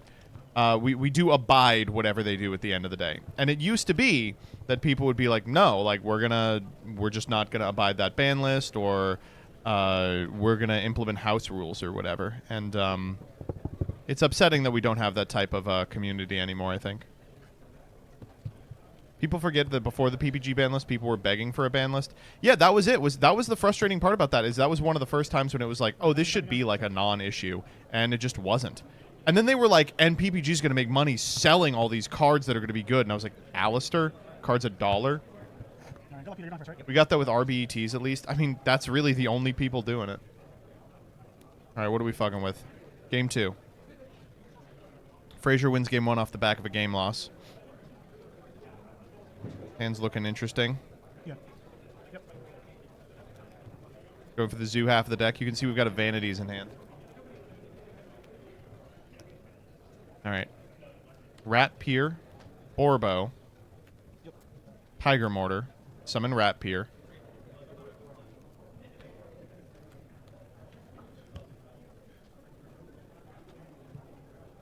Broad Bowl. Grab.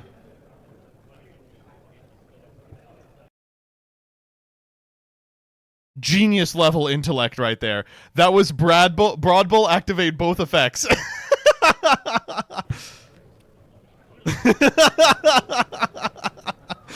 Yes, yes, of course, yes.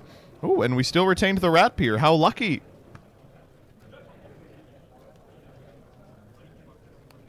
All right, okay.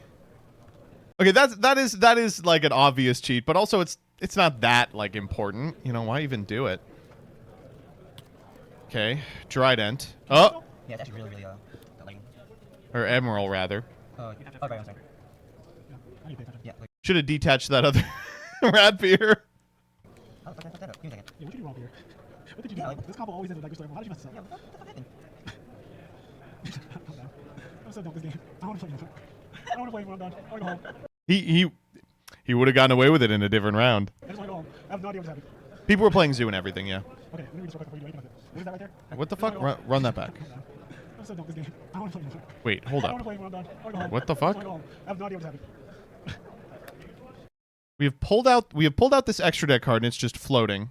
Okay, let me read this real quick before you do anything with it. What is that right there? Putting the Trident back. Okay, also, you know, the rest of the turn, okay. This is like, okay. Void Vanishment.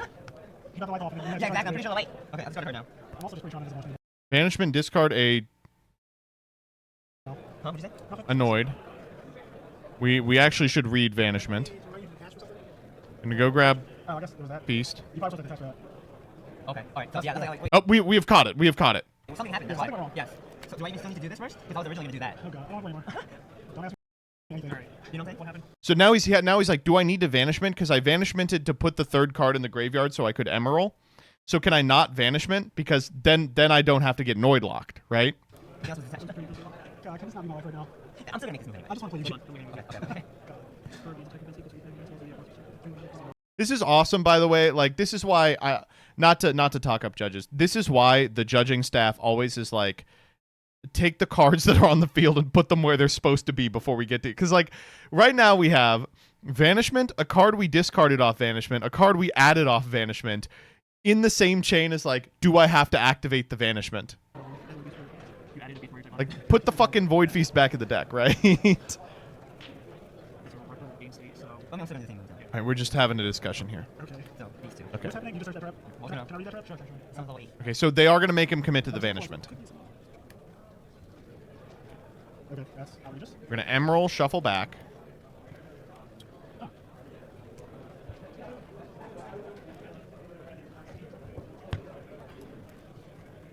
Yes, just stay here. Just saying. Yo, please. This game almost didn't happen. So what am I doing now? Going. Yep. CF5, total trap. Right. ASF, that's a good draw. Yep. Okay, so already we've got a problem. Obviously, you can't do this after you're Noid locked. I did not know something. Correct, right? Yeah, you start out with Barrage. Yes, okay. So I will now do. No. We're normaling emptiness. You're setting 3. Sure. Go. Exit. Oh, okay. That nah, that's all right, ASF. Oh, yeah. So that's an automatic win versus Metal Foes. All right. Okay. All right, Frazier, what are we doing? Okay. How about that? Okay, so I'm gonna say something here about Frazier, which this is all speculation and all specifically about ARG, which is a non-Konami sanctioned event. But watch this. This Gavin used to do this. Very nice you got over there. Okay. Sorry. Yes, I see things going smoothly. I will start my top board. Why did he summon Taka Tomborg? Now I know what you're thinking. That does nothing into this board. And it does. You can look at his hand. He has nothing going. Now he's made a play. So no longer can the game state be rewound. Now, if Cheng picks up a loss here, the game state is irreparable. Again, Gavin did this frequently in 2017 when someone would make like an illegal play and he'd wait for them to shuffle their hand and then he'd go, "Gotta do this to you." What is that? He's like, "What's its attack? Why are you doing that?" Who knows? Oh god, what is happening now? Oh, is it because you activated that card? Does that card do something? Bada bing. He goes, "Does that card do something?" Yeah, you can't normal touch monsters. The judge has picked it up. I'm done. Just, what is happening? He goes, "What is happening here?" Picking up the banishment. Oh, it locks you in annoyance, huh? How interesting.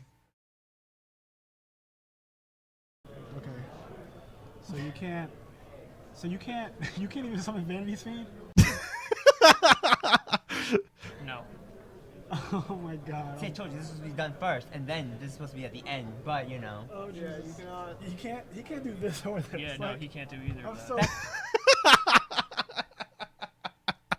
So I'm saying this was supposed to be done first. Yo, he and can't then do like either he one said, of He says, "You can't do either one of these." detached. I'm like, wait, how come this didn't happen? This is supposed to be activated last. I knew that. Oh my freaking god. This is the most. You went from a game 1, game lost to. Oh my god. And then. It's then not you like went- it's intentional. Okay, so you didn't even somehow you pulled off activating an XC without detaching and didn't get a procedural. error. That's why I said like, where did it go wrong? Like this happens all the he time. went to go for that goose. And now, Right. Judge number 3 has returned. And now you have Dryden Vanities, which is a procedural error. After. You do know where this is going, Peter. But I'm just saying, like, it's not intentional. Like, you know, these moves are just out of Look at Fraser. He's like cackling, dude. I'm just saying it's not intentional. Fraser's like laughing his ass off. Yo, I know, but I'm just saying, these are just so. Both of these monsters cannot be on the field. Both of these monsters cannot be on the field. Like, Yeah, you, no. you know where a procedural error goes after. A I procedural know, game but I'm loss, right? saying, like, this was. I don't know how it walked up to this. You know what I'm saying? Fraser's like, no. Like, this is so. It's so. Like, done. basically, I don't know where it went Yo, wrong. your whole field is illegal. I think he went He said your whole field is illegal. wrong get into the car this morning. No, I'm just saying, like. Yo, Like, these Peter, moves are just like the basic moves, you know? None of these moves were like. You know what I'm trying to tell you? They weren't like. I really appreciate that he's finding the humor in this situation. Like, this is a crazy angle shoot. Be like, this move is so basic, there's no way I'd fuck it up. It's like, what? Yo, this has to be crazy on stream. I just know. I know. Like, the stream's going nuts. I just know the stream has been going crazy. I'm just sitting At this here. point, But that's what I'm saying. Like, I've you're literally sitting here drawn and two just not hands. saying it. That's what I said, Game just 1, sit summon here. Oh Archfiend Eccentric. Game 2, summon Talking Tomboy. And this is all I've done in the last 30 Oh my minutes. freaking god. In the last 30 And these minutes, are I've just, gone like, summon Archfiend basic Eccentric, moves from these, summon Talking you know. Tomboy. it's a really you set a card too. Did I set a card? Hold on. You set a card and played a scale, sir. I did play. You're right. I'm sorry. You're right. I He said, actually, you played a scale. You got me. You got me. played a I'm scale. saying, but these moves are just so basic. They're not like. What is he trying to say? They're so basic? Like, maybe he wasn't thinking about them because they're so basic? He's trying to remove, like, the intentionality portion of this, right? But, like, what does that do for him here? He has committed a procedural error regardless. Maybe he's hoping they're going to get, like, be lenient on him? Here's the thing. But here's the thing, Peter. It's a procedural error regardless. Oh my freaking god. They're telling him that. They're saying it's a procedural regardless. You've already gotten one, so we're upping this. This is like the most common basic moves, and it's like. Then why are you messing them I'm up? just saying.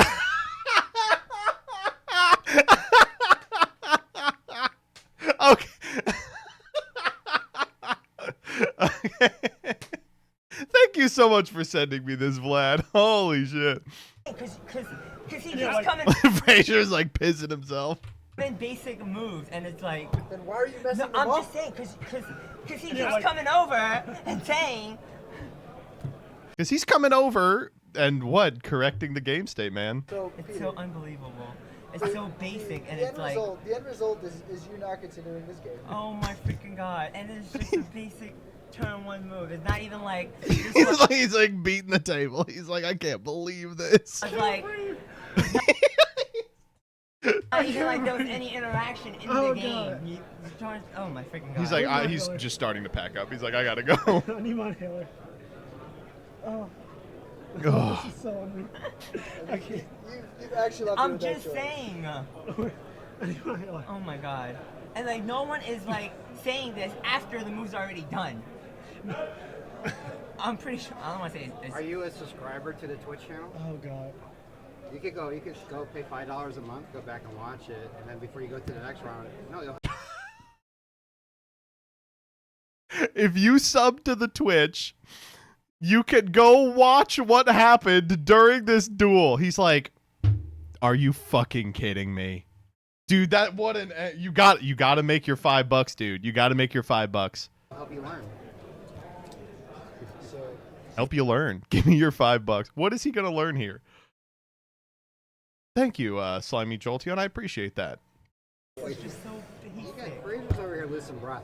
Yo, I've been laughing for the last like 10 minutes. It's so unreal. It's just funny because his whole I'm just saying, but you guys are He said, I've been laughing for the last 10 minutes. not saying, and why are you not saying it after the move is done? And he's like not saying anything either. Because I'm still learning what these do.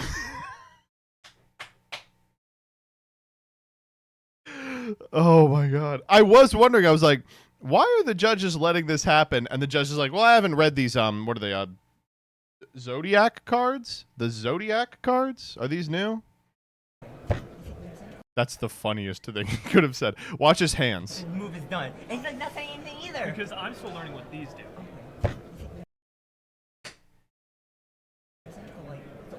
Fraser's trying not to fucking die. So He's still letting it out. He's like, Also my first time playing this deck so too, Peter, but here's the plus side. Is Oh my I don't God. think you're purposely cheating. no, but it's so And basic. I'm not going to DQ you. I'm just oh, he's trying to talk his way out of the DQ. I get it. saying the moves are so basic, And and it's that's what just. you should be happy with. But it's not that. It's wanna just the moves are just so basic. It's unreal of what's happening. It's not like there was any interaction with this move. They're just basic. He's moves. checking his watch. He's checking the. People are probably texting him like, dude. I keep hearing basic, and I'm like, I feel like he's a white girl right now. He's like, it's so basic, it's so basic. Either way, the match is over. Yo, I This is didn't unreal. I didn't even always play. get the God damn short it, Peter, I end didn't of get to the play a stick. I'm card. just saying. He's like, I didn't get to play anything. Oh my god. So This is unreal. I hope you know. I just hope you know. This is unreal. I hope you know that. Man actively cheating. I'm letting you know. Oh my god. He Alright. literally did nothing. Should we just go to well It's sign so a slip, I guess? unbelievable. Are we just signing a slip? It's so unbelievable. I just would like to go use the bathroom and wipe the sweat off my body. mark If Fraser that's so okay. for now, and have them unreal. sign. This isn't even their slip. I'm done.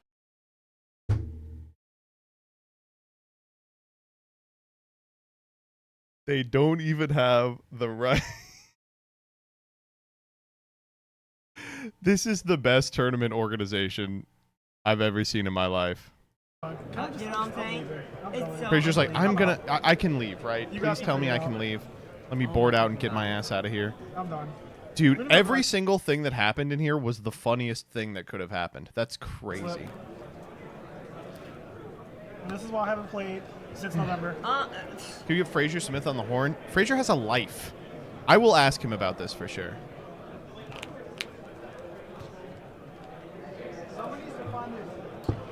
Man, that was so unbelievable. Thank you, Peter. That Dude, was he's a got the decks great, with the Pokemon case inside match it. of Archery and Eccentric talking Tom board.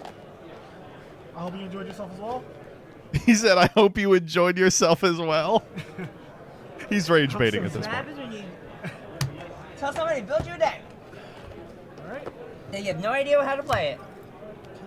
Unbelievable. I did not come here for this. Unbelievable. Unbelievable. Thanks, Judge. You're a real help, by the way. He's so upset. It's crazy. If it was anybody else, literally, that would have not had slide. Just saying. I have no comments.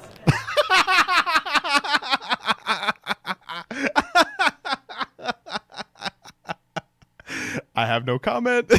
simply going to go to the bathroom. Watch This the is show. actually just insane. He's he's honestly he's the greatest there ever is at rage baiting. It's just shocking. We didn't play at all. Oh my god. He went wrong getting in the car this morning. Oh my god. This isn't even their slip.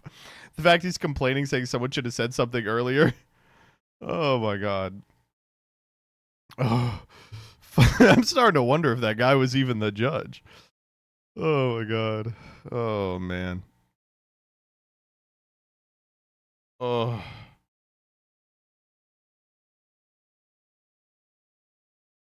All Infernoids look the same.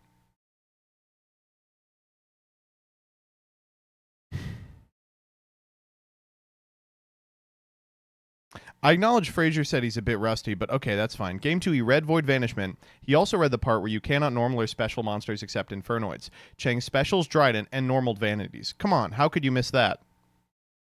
How indeed.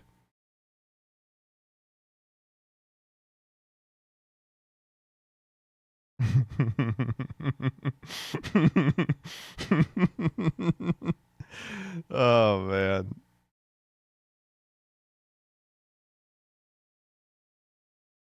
You can't both search and... Wait, fucking Cereminon's in here!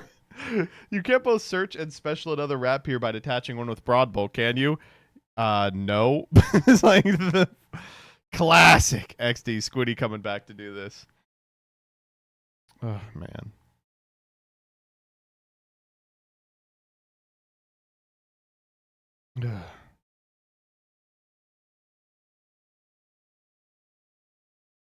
That's one of... Oh, that's... Man, that's so good. I'm going to pee real quick, then I'll be right back. I miss Cereminon. Me too, buddy. God, we could use him right now. A Cereminon, like, Vanquish Soul Canine video would heal the world.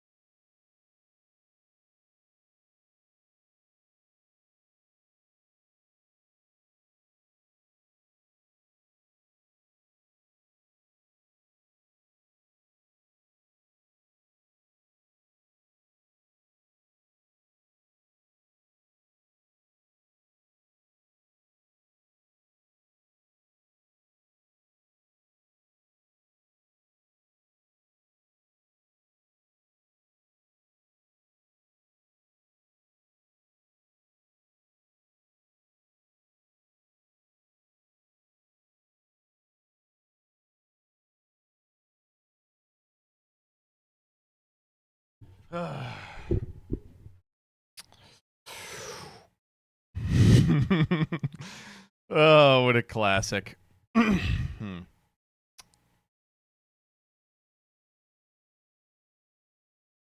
watch Jesse Cotton kill that kid. It was good. It was good? Like, relatively good. Yes, please.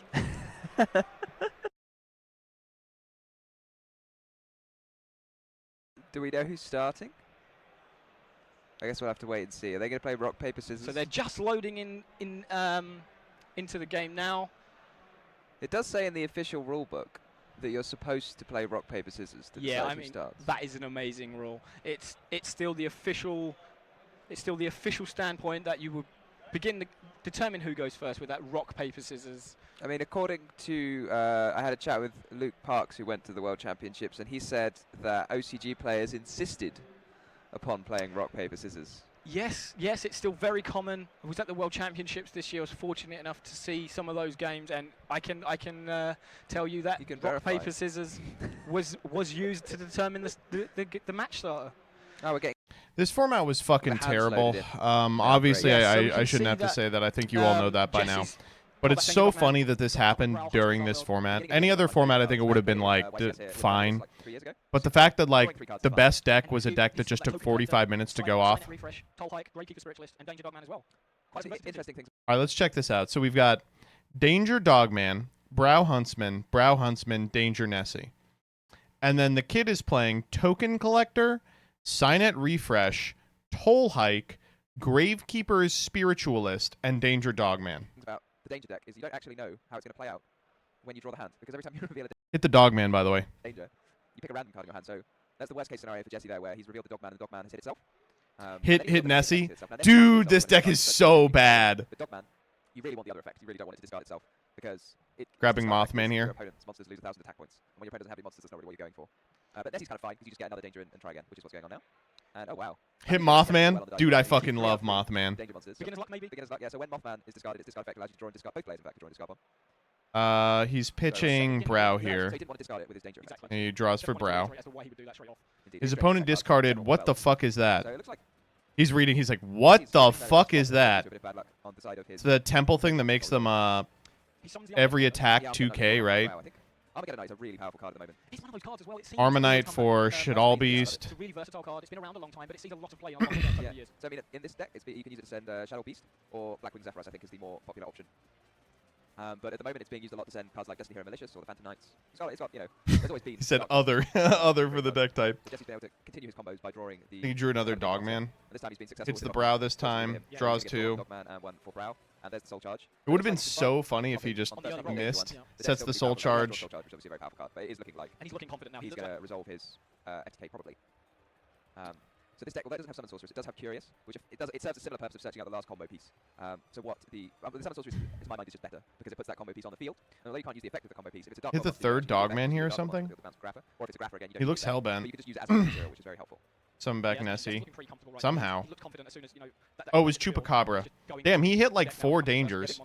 Curious here. Yes, it's very, very resourceful, isn't it? So I'm guessing this is going to be used to send. Well, it's going to definitely send a Grapher or Cannon Soldier, and that looks like a Cannon Soldier to me, or the Toon Cannon Soldier. Interesting decision to run. Cannot tell what he sent. What do you think of that? I'm a big fan of the Toon monsters, so but it's fun. Oh, Toon Cannon Soldier. Oh, it's over. Okay. So if you want to be a really boring person who runs the better card, then it's the traditional. It's 3 cards. More fun. So I think his face down. So he doesn't even need the beginning of the end. I think Soul Charge. Soul Charge. Soul Charge can pick up. Soul Charge was legal, by the way. They said, yeah, you can play Soul Charge. Why not? 2 Armonites. And a bunch of assholes. Go down to 3k.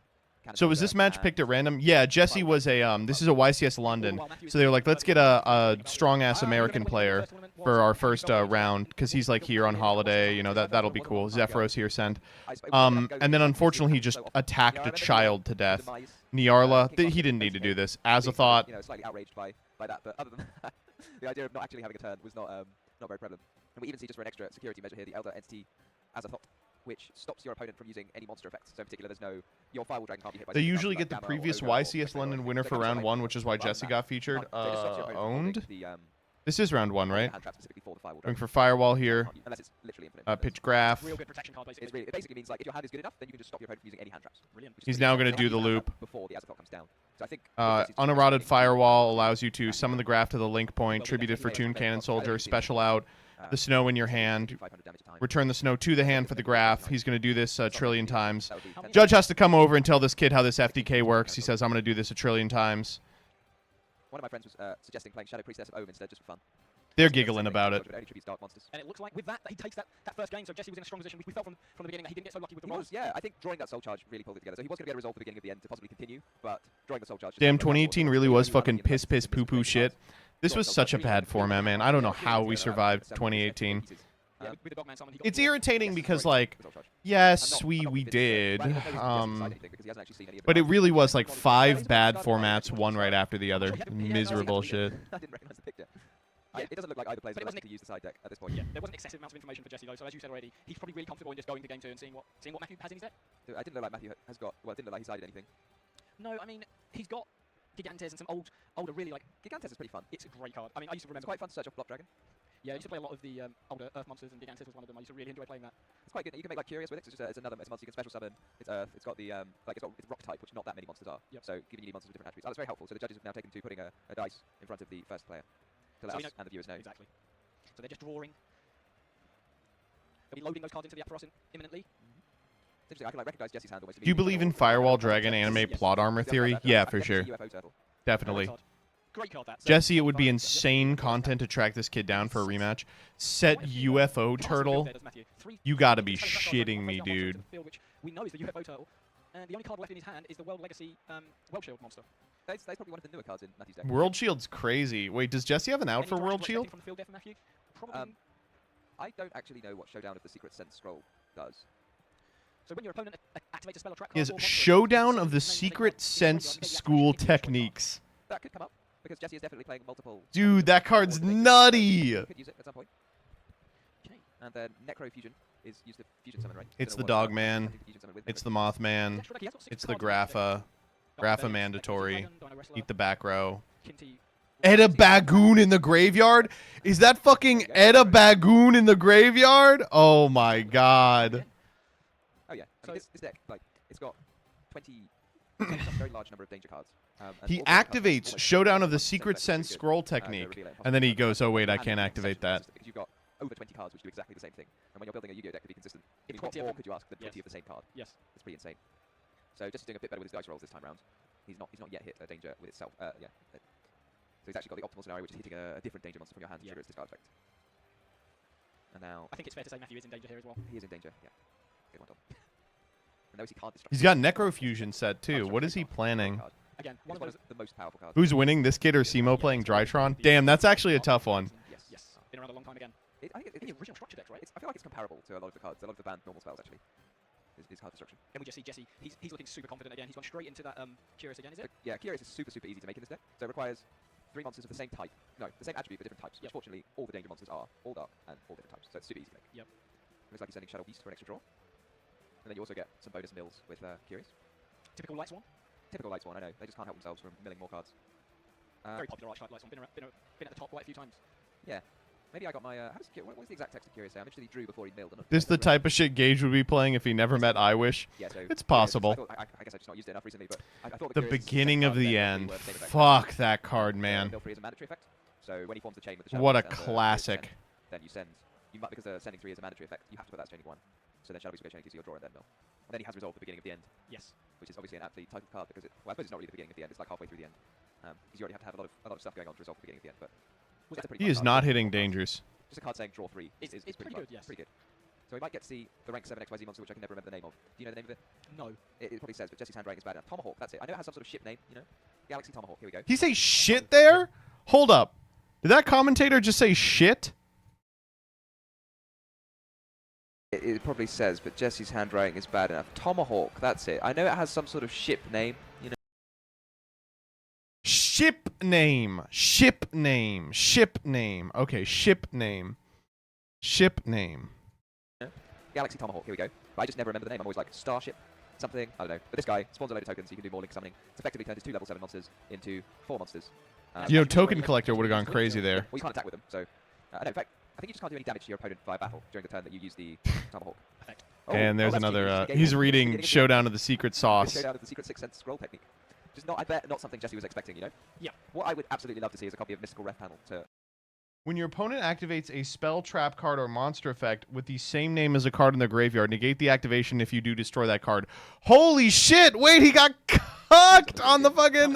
It's not Galaxy, it's a normal trap. On the, They don't draw 3, and instead you... The, beginning of the end. Draw 3. Oh, I remember it now. It's one of the... Secret Rare. First name is a Secret Rare, Yeah, right? it was actually used in the first YCS here, because people were using Dragon Rulers. So in 2013, the meta was Dragon Rulers, and people were using lots of cards like Sacred Sword of 7 Stars. He's like, I guess I'll blow up the rest of the Cards, board. which you could hit with Ref Panel to say to your opponent, instead of them drawing 2, you draw 2, and that's pretty cool. So it's a bit of a momentum changer. It's huge. It's almost a card that you would say would flat out win the game if you resolved it. Firewall. And kind of the fear of the card might make people want to not side out there like powerful draw. Tomahawk Tua. So we see Jesse going into more link monsters as we anticipated with those tokens. Oh yeah. We also see Jesse. I'm very disappointed in Jesse having just empty sleeves for his tokens. You know, I kind of expected more. Maybe some Bouncing tokens, 2 maybe some here. YCS tokens. But he's just using empty sleeves. I think it's just a preference. Some Think it's a people. preference? Yeah. I'm just disappointed if I'm honest. So how much would that track card have interrupted what Jesse's doing right now? Do you think it's actually going to have an impact on the game? Could it really No. momentum into Matthew's I way? fully expect I don't Jesse think to still so, settle no. his win condition this turn. Okay. Once you get a combination of Firewall Dragon and Grapha and a Dark World, you effectively have sort of infinite link materials. Okay, because so the what you game's get- not now necessarily over. Infinite, materials, but infinite tribute fodder. Because Grapha can bounce itself, and then you can link away the Grapha. Sorry, Grapha doesn't bounce itself. It summons itself from the graveyard by bouncing a Dark World. Then you link away the Grapha, and then Firewall summons the Dark World back again, and then you bounce the Grapha. So you just get Cannon Soldier. continuous just supply of continuous monsters. supply of monsters. Jesse was coming. born in So you kind of 99, so he's like graveyard. So what 18, I'm expecting 19 to see here. That's is you link something crazy. like a unicorn to spin the Firewall Now he's Dragon like back into the 60. deck, so then he'll be able to resummon it and reuse it to pick up the Toon Cannon Soldier from his graveyard. So that's what we're going to see now. So Unicorn is going to be used. It's a discard, just for extra fun. You get to discard. Maybe he's already used Nessie. So the discard is a cost, and Dark World monsters do not trigger when they're discarded for cost. They only trigger when they're discarded for effect. I mean, just The go deck to monsters battle, don't care. dude. They just care that they're discarded. And he's also going to get a draw as well to top it off. yeah, it's really impressive how much resource Jesse has and how he's just, as you said, going through that deck. He's getting every piece, he's assembling it bit by bit, he's making his field. I think we're just seeing how consistent it is, to be honest. So, I mean, in the first game, Jesse's deck, you know, he was very unlucky with those dice rolls, and it still assembled the pieces. And in this game... Oh, he spun his own firewall. And he's still going to assemble the combo. So here we see Toon Cannon Soldier, and now this is the combo game, because he can distribute off the Mermaid, summon a Dark World, bounce for Grapha, and rinse and repeat. Yeah. You could have gone combat, Jesse. There was no reason to do all this shit. Just showing and offering the handshake, and there it is. Wow, that's a good one. Do we have a winner's interview? We do! Ollie's ready with Jesse to interview him, I think. They're ready now. And over to Ollie on the stage area. It's a new thing for us as well this weekend. This is what happens when we do it live. But I hope you guys are gonna enjoy the show. We got so much other stuff planned for you. I can't wait to show you our running reporter, Luke Withington, who's gonna be in the field, like right at the top tables, and give you some live updates of how the players are doing. Some of the super successful duelists are gonna be among them. One of them, of course, Jesse Cotton. Congratulations. So in the end, everything was falling into place, so to speak.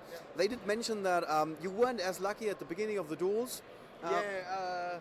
So game one, he hit 3 dangers in a row, which is fine. Like, my hand was playable still. Like, it never made me dead. There was one roll near the end of game one where I had I think I had Brow Snow or 2 Brows, I don't remember, and then a Dogman. If he had hit the Dogman for the 4th time in a row, I would have lost. I wouldn't have lost, but I would have had to. I would have lost. Well, I wouldn't have lost because he was playing fucking UFO Turtle. I think really deep. It would have been bad. It would have been way worse than what happened. But the second that hit, and I had a Brow, I got to draw 2 cards. I was full function. But is that part of like your experience basically? Because other people, you say he hit like 3 in a row, something like that, and other players, they then like mentally give up. And I mean, you've been at the like highest levels of competition. What do you do to like stay in the zone and make sure that you're not giving up?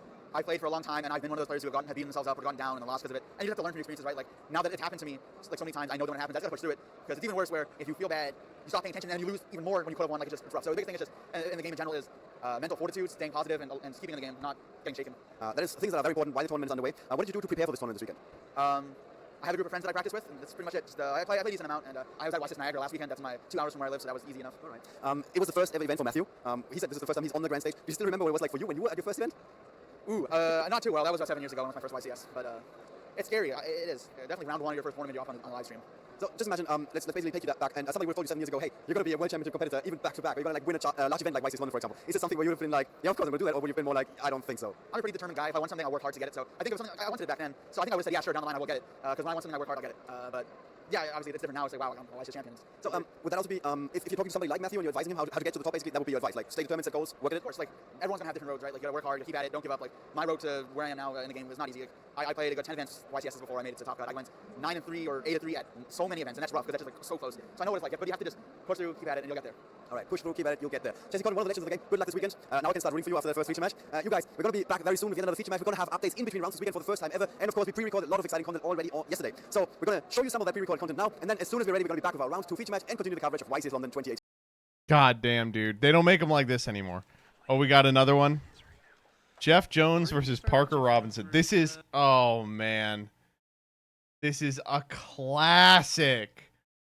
Fuck me. I have these names swapped. Jeff Jones. All right, so Parker Robinson is on Infernity and just goes and goes and goes. Look at this. He's just going and going and going. That Key Beetle, though. All right, so we've got Master Key Beetle targeting a set card. We've got 2 Archfiends, Leviair Chain. On that back row. This is a classic. The known sets well, are I mean, Barrier if that's Break. The barrier, then Darkhold baits out the barrier anyway. If it's not the barrier and say like a Vanity's Emptiness, then okay. Chumley double stack. I am on another. Jeff is on right now. 10K from 2 upstart. Yeah. Win a box number 1. Please come up here. Foreshadowing is a literary tool. Looking at his hand, he's like, Oh, did he soul charge? I didn't even see. I fell asleep. Bowden, can you confirm for me? okay.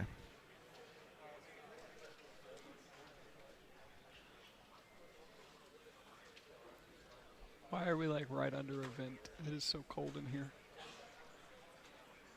He's doing math in his head. I know. He's doing math. You can see him doing math in his head. Just like you.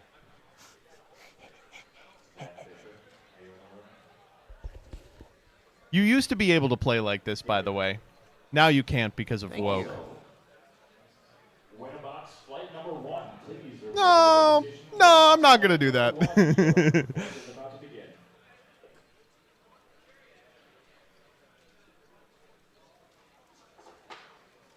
Checking life points. Okay. Normal Yamato. That's what we spent so long thinking about. Normal Yamato. Summon Yamato. Parker goes, okay. Pretty straightforward.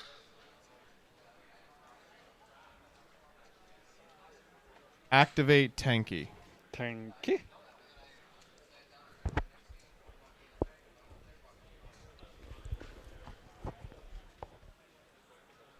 Going break here, targeting Break the on Tenki. Okay. The Sure. face down has to be the barrier, unless I missed that completely. I don't know.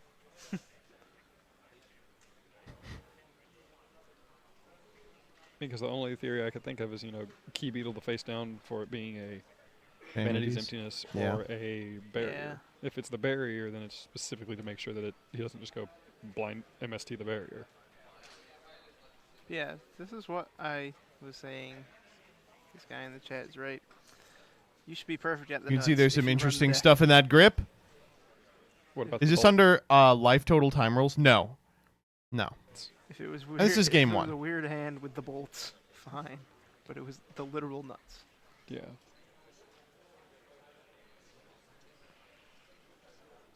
Hmm. Kevin Petriola and David Benjamin. Your Winterbox flight is starting without you. Come to the scorekeeper's table now. Going for duality. Wiretap. Wiretap's Turtle. card. Book.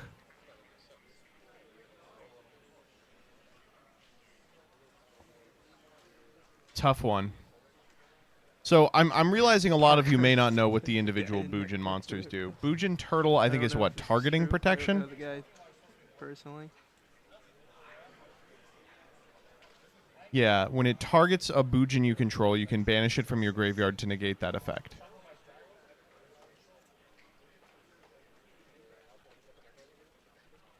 Would you take wiretap? He's taking book. Book is a better play right here. Took the Wiretap book. doesn't actually give him any offensive advantage this turn. It's just a 1/1 with that face down. Yeah. That he wanted to save with Master Key Beetle.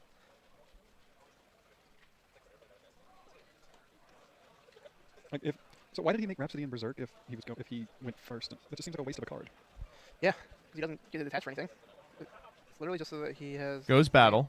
He says, I'm going to Boojin attack your Infernity, Archfiend, and then I will activate I guess. Forbidden Chalice. Is Archfiend 1900? Or Did he just chalice the Archfiend? 18? He's chalicing. He has Chalice in his main deck? Interesting. Just checking that real quick. Oh, he chaliced Yamato. Yeah, what? that's what I thought. Did he chalice? So Yamato now gets over the Archfiend. Now, if you're Parker, you're like, that's not so bad because we have 2 Archfiends in attack position, which means the barrier is The still Archfiend on. or the Yamato? He chaliced the Yamato, I imagine. Okay, yeah. I just thought he pointed at the Archfiend, but he must have meant to attack with it. Yeah, he went Requiem or Rhapsody or whatever it is to unclog his field because he messed up. Says Bowden. Says, okay, whatever. Is Infernity 1900 though? He's 18. 18, so 600. 1 down. 400 damage, yeah. Blah, blah, blah. Blurp. Book, target the other Archfiend. So now the barrier is offline.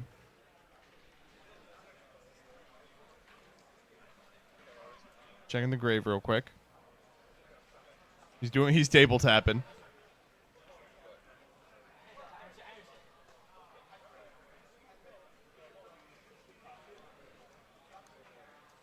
Going end step, pitching hair.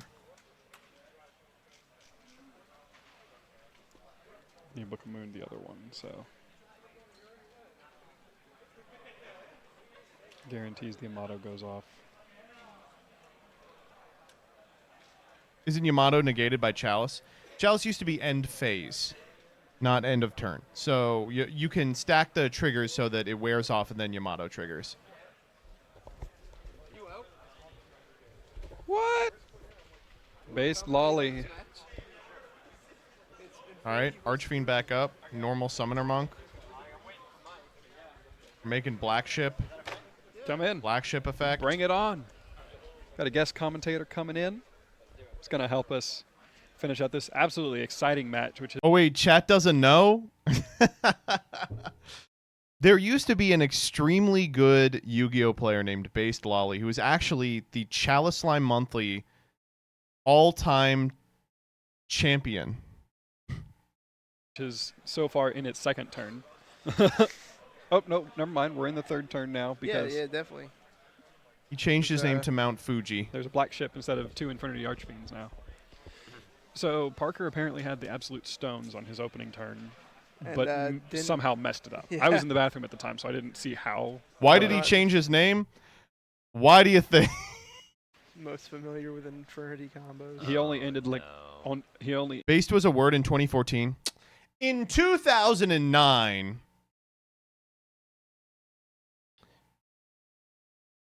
Lil B pioneered the based lifestyle before it was co-opted by freaks. Ended with like 1 break and a bear, and I think the barrier is the one that's protected by Key Beetle right now. But all right, just I don't okay. know what the damage is here. Bringing back this. Go everybody in. 8, 30, 48. Well, he needs to deal 10,000. So this is actually a little short. Black Ship of Corn can't attack, so it's Key Beetle, Leviair, Stygian, and Laval Chain, which is a little left. He did 1,000 with Black Ship. So 9,000. Gotta do 9K, and I think he can't. I think he is about 1,000 short. Yeah, so doing 9,000 with Stygian. 30 plus Black, 25. Stygian. What's Stygian at? Oh, Stygian 16, I believe. It's 100. Yeah, it's not. All right, so he's at 100. It's 100. Awesome. Epic. Man, oh my God, man, Jeff, nice opponent. And Jeff's thinking Hey, now, always he's like, get well, everybody. 3 cards in hand. The One turn to baseline. make this happen. The player's champion. Barrier is offline for what it's worth. You finished that. Yeah, basically. Boojin Carnation, the activation here. Oh my gosh. That is going to bring back Yamato. It's going to take hair from Banish. And there it is, baby. Oh. That would be honest. He's going to overlay for Susan Oo, which, if you're unfamiliar, has the ability to attack every single card your opponent controls once each. Then he's going to honest all those motherfuckers and kill Parker. He scoops it up. He said, okay, I guess I lose. Oh my lord. That was literally his like, only I just out. want to clean this up. Yeah, I mean, hey, it's Jeff. He's giggling. He's like, okay. Oh, man. Both. Jeff Jones ends up winning this match, by the way. Ugh, Boojin. Fuck that fucking deck. I could never figure it out. It felt like a deck totally out of time. It was like Yu-Gi-Oh! Was moving to the like combo-y bullshit that we all know today. But some people were like, no, it's still 2010. I am playing this deck. That would be the more aggressive play. I think that would actually. Tournament video from 2005? Why not? It's time to do. This is from 2019. Oh. Visual documentation of the tournament.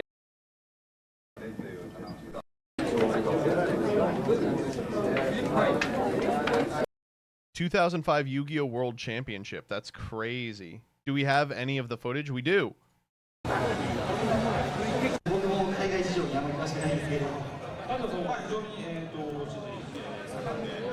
Set 1 pass and a set 2 pass. Wait, they had the calc case pioneered in Japan all the way back in 2005. Is that a paper mat at Worlds? No, I believe this one is rubber, actually. Pot of greed. The what case? Oh, is slang for calculator. Chat, we do a little bit of slang. I can't see any of the cards. Feather of the Phoenix to reset pot. Holy shit, dude. You gotta be kidding me. Dude, this game sucks.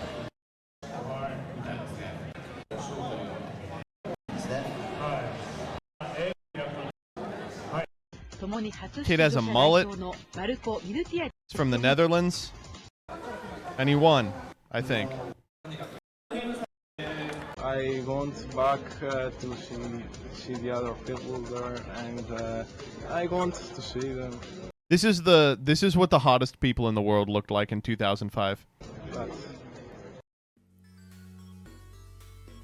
These are the deck lists, so you can have a look at the 2000. Okay, that's a pretty normal deck list. I do like the Sacred Phoenix of Nephthys. 5 standard meta, which is basically today's gold format. Jesus Christ. Second place was playing fucking Empty Jar FTK. Second place was playing Spell Reproduction, Serial Spell, Empty Jar. Holy shit. Rock Bombardment. Special mention, of course, to the 3rd and 4th place players. Oh my god, 3rd place is playing 2 X-Head Cannon main. There weren't very many good light targets. Respectively, David Kretschmer from Germany. Ooh, with limiters, that's sexy. With his Machine Chaos deck, and Li Guanxian from Taiwan with his Warrior Chaos deck. And here are their respective deck lists. Pretty normal.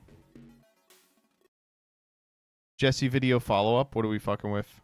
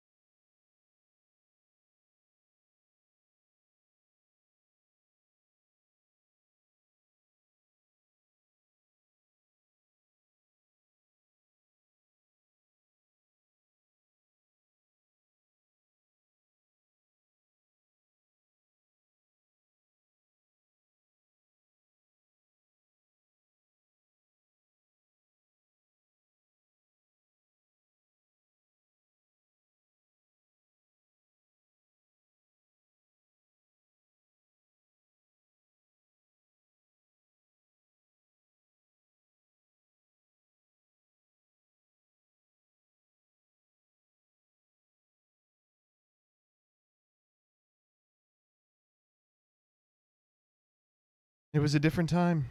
Oh my god, this fucking stream isn't even over! How does he have this up already? The stream isn't even over!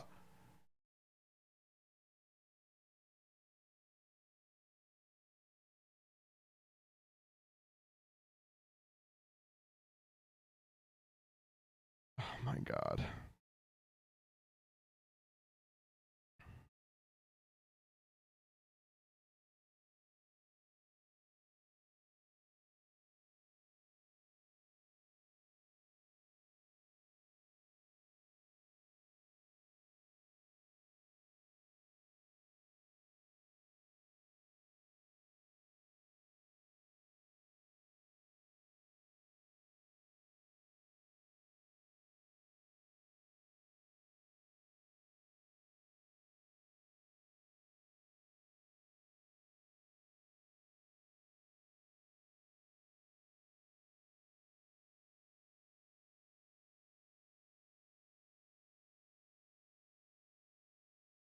All right, let's do the Twitter thread. Watch the Donkey Deltarune video. I'm good. All right.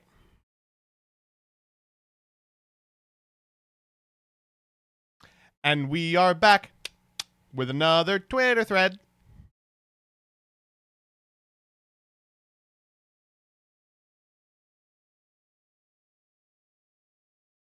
Will there be funny wrong answers? No. Hey everybody, Joseph Rothschild, aka MBT, and we are back with another Twitter thread. This one, I'm not really looking forward to.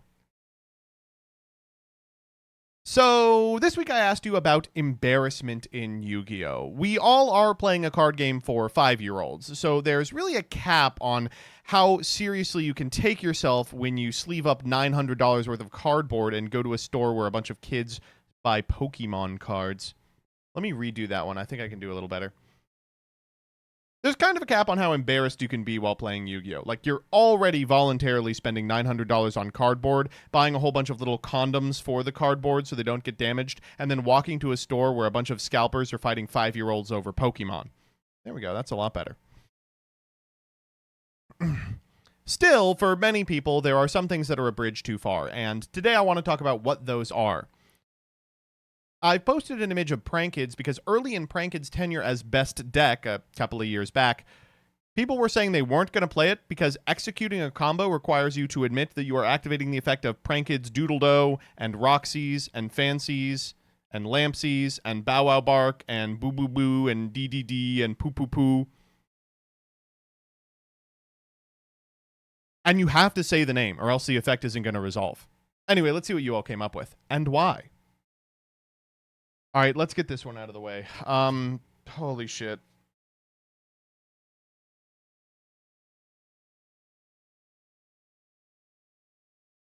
So if you're unfamiliar, Trap Tricks is a deck of level 4 plant monsters. They are pretty powerful. They are one of the few actually good back row strategies, and for almost all of their tenure, they've been pretty inexpensive. This makes them very attractive to new players, but their art makes them attractive to other people. As a result, this archetype has gotten a little bit of a reputation as you would expect. Maybe I'm the friend that's not woke enough, but I think the pendulum may have swung too far in the other direction. Yeah, like, there's a bunch of epic anime lollies on these cards, but I don't think you can dire out and start calling people pedophiles based on their deck choice. Personally, the most embarrassing part for me is playing this deck would launch me into a culture war that I want no part of. I sit down to set some back row. My opponent goes, "Ah, so ist einen Didi Blooden?" And the guy next to me goes, "Actually, lolicon is a storied Japanese trope." I don't want any of that. I want to leave.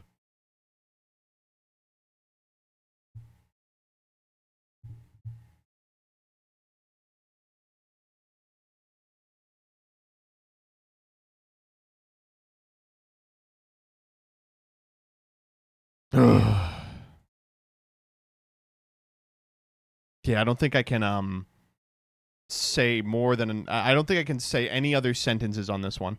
You're welcome for that, boss. Yeah, thanks for that, Dyer. A whole week of people doing this discourse again all over my page. Thanks so much. Also, a lot of people were blaming me for this. Don't blame me. Blame Dyer. That's where your hatred should go.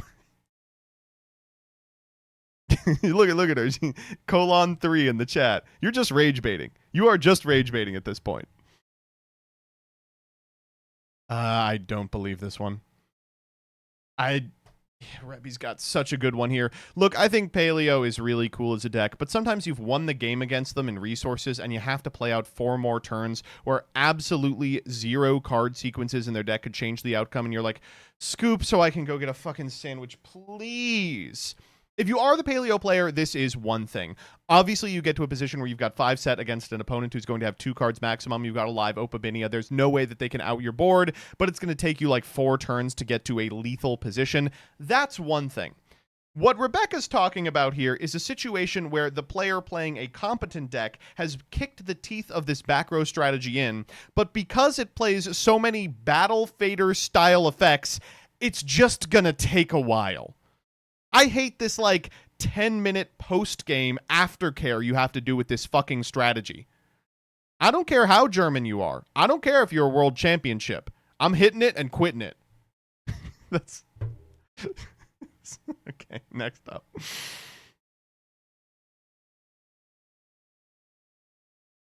Nergard has a great one. This deck's fine, but don't call them by their German names. What? It's just Draco Tail. How bad could it... Oh my god! Draco Schwanz!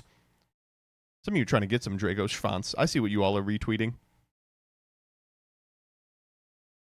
Abyss has a great one. I'm sorry I'm taking so long. I'm sorry. I'll be done soon. I'm almost done. I'm sorry. The deck just does this. True both for Dark World and for Flower Guardian. And it's worse with Flower Guardian because at least when the deck is finished with Dark World, you win. Flower Guardian, you still have to play out like a turn and a half of just losing. Oh, enjoy taking 35. Oh, you're going to make game actions? Shit, I wasn't prepared for that. Also, I love that this is formatted like the I'm sorry my cock is so big. Whoa, the deck is so competent. I'm sorry. It has such long combos. I'm sorry. Geez, you've won all these games. I'm sorry. I'm just so sorry. You know, Shiggies, I'm not even going to mention this one because I think that Trap Tricks is like a shock absorber for this archetype. Ugh, JJPM's got a great one. So for a significant amount of the time that Pendulum was popular... No. So when Pendulum was popular a couple of years ago, it was at the same time as those 1-for-1 hand traps were absolutely everywhere. I'm talking about Ash Blossom, Valor, and Imperm. And you could prevent them from building a board with negates on it pretty easily. But Pendulum always had one tool in its back pocket, and that is Dagda in Hauk, Dagda in Hauk, Dagda in Hauk. Dagda in Hauk just scythe locks you. And significant amounts of time, your end board was just this. It was just that it didn't matter that you went through a bunch of cards with really cool, sexy lines. You were just going to end with a scythe on your side of the field, and your opponent wasn't going to be able to play. I can't believe this was like a backup line for like double digits of decks for like a decade. No, it was like 2 years, but it felt like a decade. Auntie's got a great one. So Arcana Force, despite the new support, is bad, obviously. It's not good at all. But if uninterrupted, you do FTK. There's nothing to say about it. You do FTK. If you're uninterrupted, you do FTK. You make the world and you loop them. And despite the fact that it loses to a single hand trap at any point of the combo on anything, you don't even have to know what your opponent is doing to beat it. Sometimes they just don't draw them.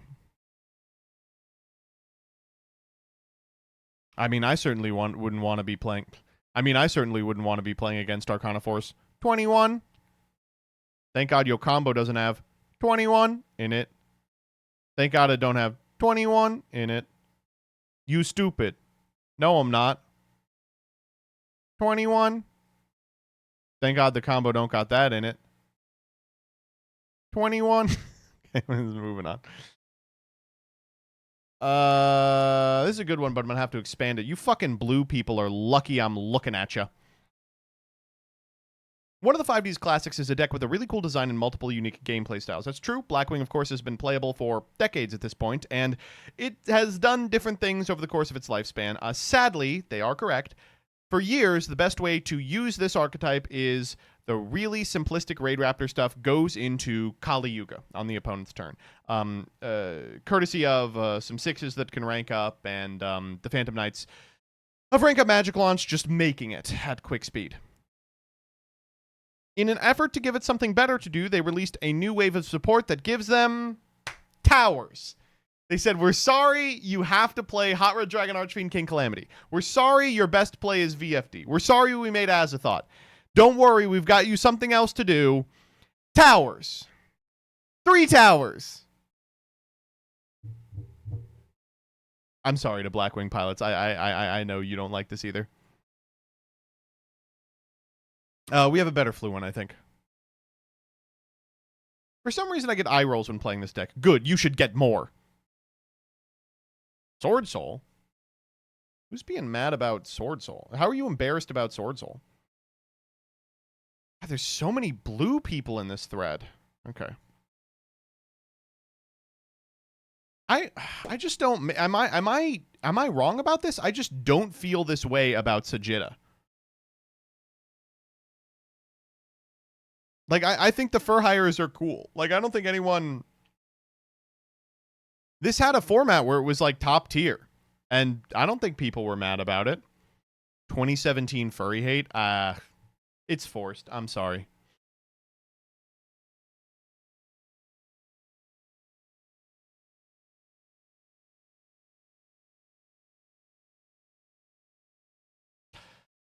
I love Valence, but I wouldn't want to inflict it on another person. Ugh, this is the worst. And I swear every time I play a deck like this, I am matched up against someone who just started Yu-Gi-Oh! That week.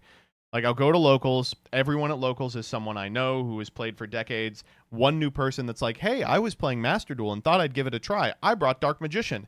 And I look at my deck, and suddenly the Ryziel build that I came in with has turned into Valence non-deterministic blue-blooded Oni FTK, and I go, oh, shit. I'm like, okay, so this card is going to have different effects based on if it's in a pendulum zone or a monster zone. Yeah, that's fine. So why is it in the 3rd zone? And I go, so they move,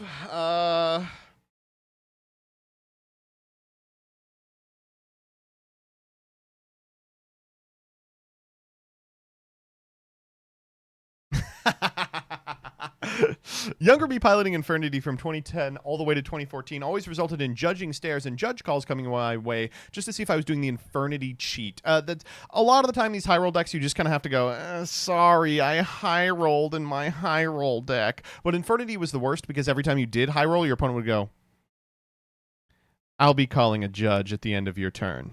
We'll just see what your back row looks like. And you had to go, I'm sorry, I just opened good. Little did they know you had been stacking the whole time. Diversify your cheats, folks. We can't put that in the video. That's going to get me banned. Don't put that in the video. Eh.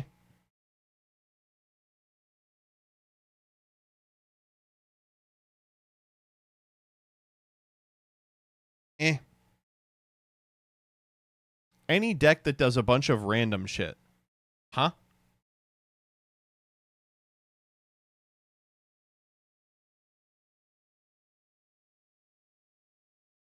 Wow, the answers to this one are really bad. What's going on? I think we have a different branded one I want to do.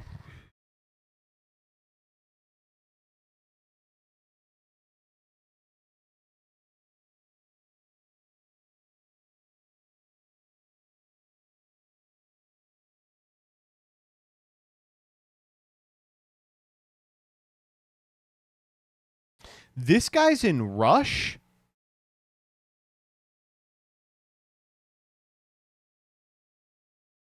Oh my god, I have to play Rush Duel.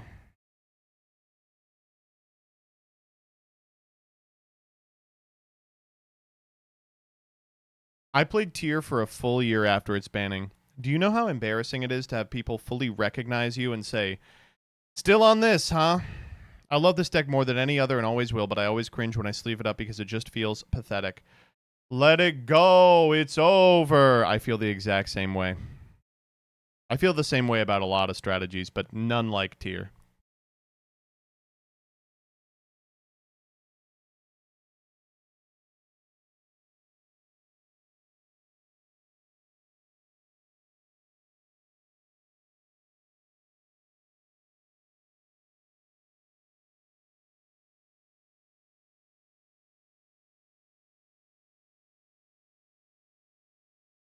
Dragon Maids are a cool resource loop, and one of the first decks I started to play with when I got back into the game. Unfortunately, it does make me feel like a pervert. Oh, my monsters are these maid girls that serve me. I deserve to be beaten to death with hammers.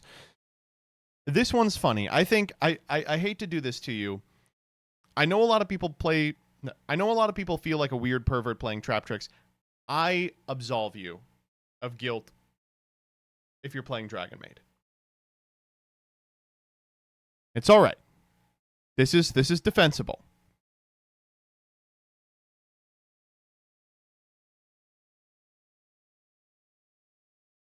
What? What is going on? These are so bad this week.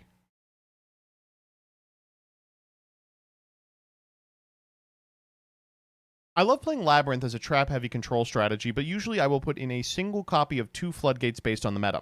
When they do come up, it feels like, sorry, no, it isn't done. Yeah, Labyrinth is a pretty good example of this. It's a deck that incidentally plays a lot of trap cards, but in execution does interact with your opponent, play on both players' turns, have interesting combos, and end on powerful, if not slightly generic, options out of the extra deck. But because it can sort of search trap cards, you do often just slot in a copy of, like, D-Barrier or be like, fuck it, I'll put in a couple of continuous traps they forgot to ban and instead limited. And then if you draw them, you just got to look at your opponent and be like, I have combos, I just...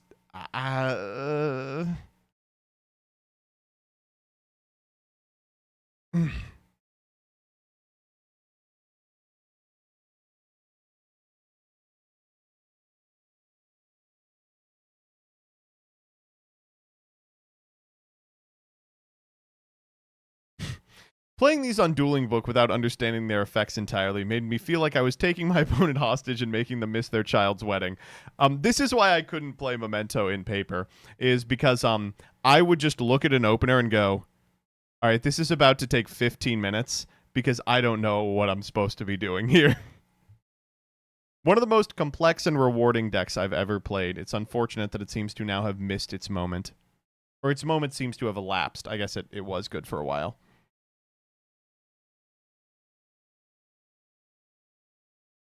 Both of these decks have neat little gameplay loops I really enjoy. Managing Arise Heart attaches, detaches, and Umi's flicker effect elements are so cool. Too bad they're inextricably tied to John Floodgate. Could probably throw Dynamorphia here too if I played it. I know this is about, like, no judgment, declaring the deck you feel icky about playing. Stop coping, dog. Managing Arise Heart attaches is so cool. Be real. Come on, be fucking for real. Yes, should I attach the Fenrir or the Big Bang? Very meaningful choices here today. It is important. What about Big Bang, idiot?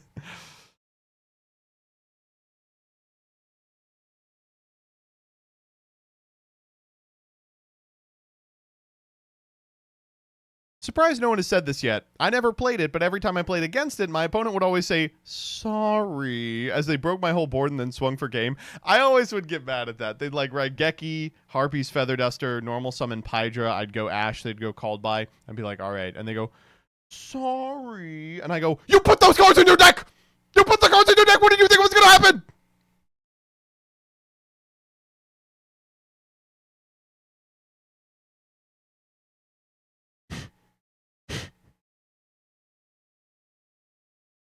I just don't want to be associated with Dyer's opinions. How do you think I feel?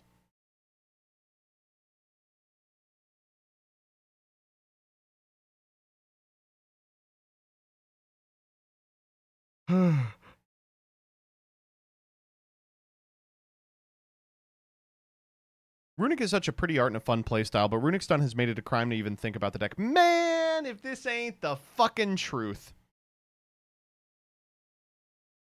The fact that these days the most powerful build of Runic is the one that just sets as many floodgates as possible means that when people see the fountain, they go berserk. But it's so frustrating to talk about a deck that has had double digits of cool strategies associated with it over the course of its lifespan. Generator, Fur Hire, Josh's Bestial List. There's so many cool things you can do with Runic. It was top tier with Sprite. And all people want to talk about is flipping floodgates.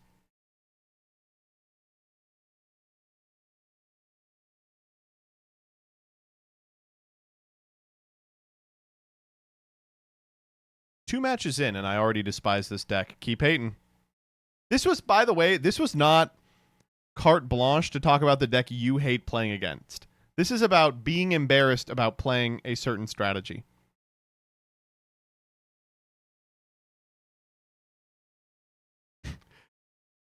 I love this deck so dearly when I played it post Photon Hypernova, but without the context of the 4-hand craps I had in hand because the deck played 20, I got a lot of looks from the opponents when I ended on Serziel Cicada King Pass. This is the deck that did that. It would take like 40 trillion actions and it'd be like, now, with my ultimate board, I will overlay 2 3-star monsters. Your move. What does that deck even do? If you've never read this card, the legacy support from Photon Hypernova, it actually is crazy.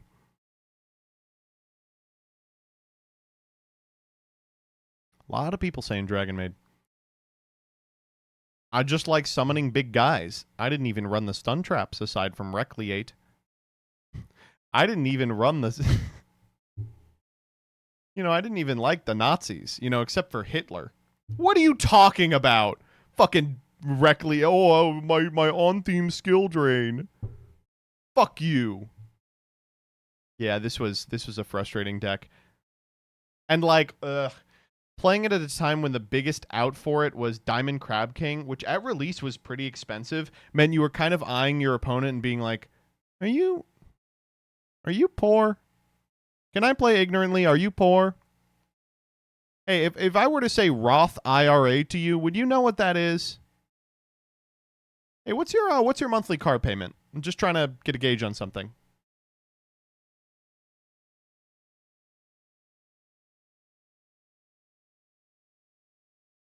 In Ireland, right? Yeah, in Ireland. I'll make Towers pass.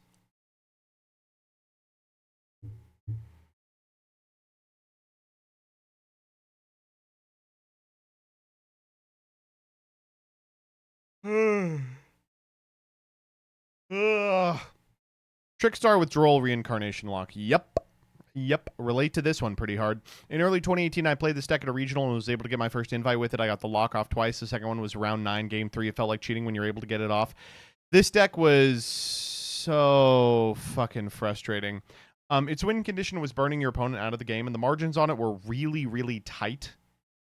But something like 15% of your games, you would just draw away to Reincarnation and Droll. Your opponent would perform an action that adds, and you'd go, I'm so sorry. And in 10% of your games, you'd open 2 Reincarnation, and you'd go, stand by. I don't know what to tell you, man.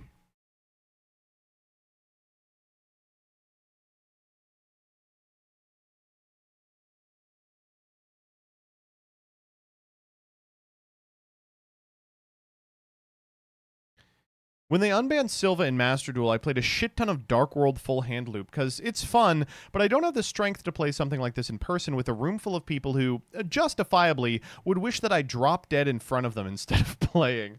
I can't believe that Master Duel made the correct hit in banning Silva, and then they were like, let's walk it back. This deck's shit.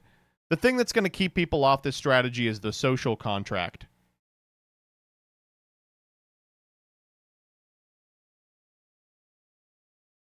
Ugh.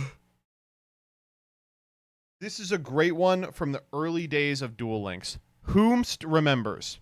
My ga sister has another effect. Fuck, this deck was so fun, but the ga sister did have another effect. My ga sister has another effect. God damn, dude.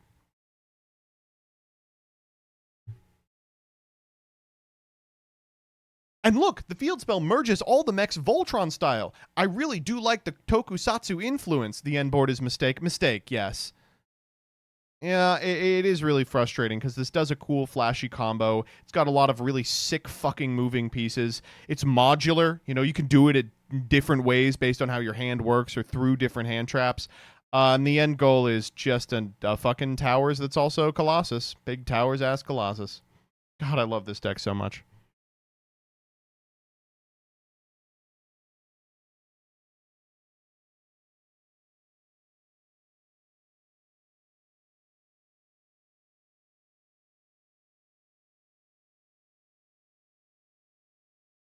I'm gonna get this fucking fly.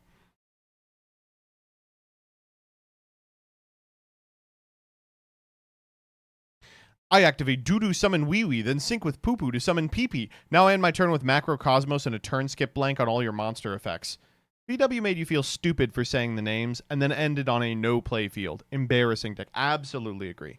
Absolutely agree. And the other thing is you kind of felt racist the whole time, too. Like, you were like, I'll activate... Oh, shit.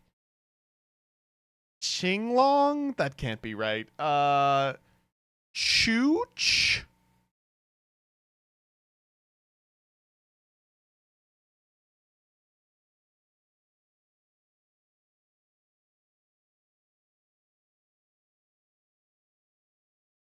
That's close, right?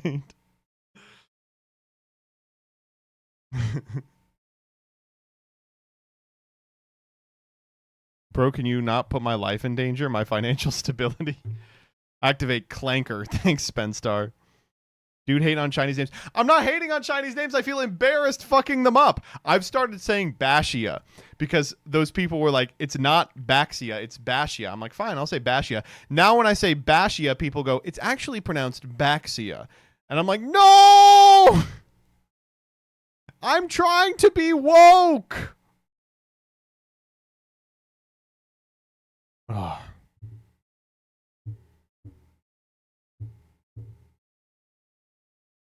I'm really late, but I love playing Ojama.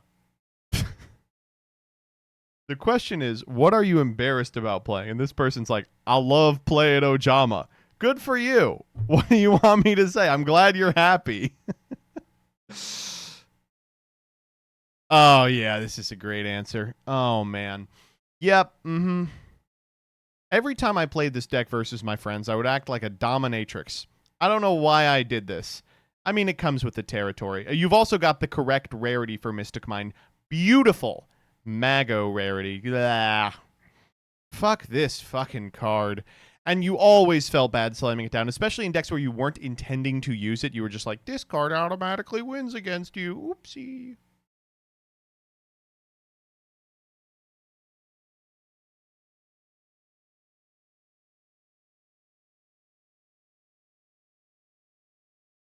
Back in the day, I loved playing Bit. If you loved playing it, then don't show... Oh, my God.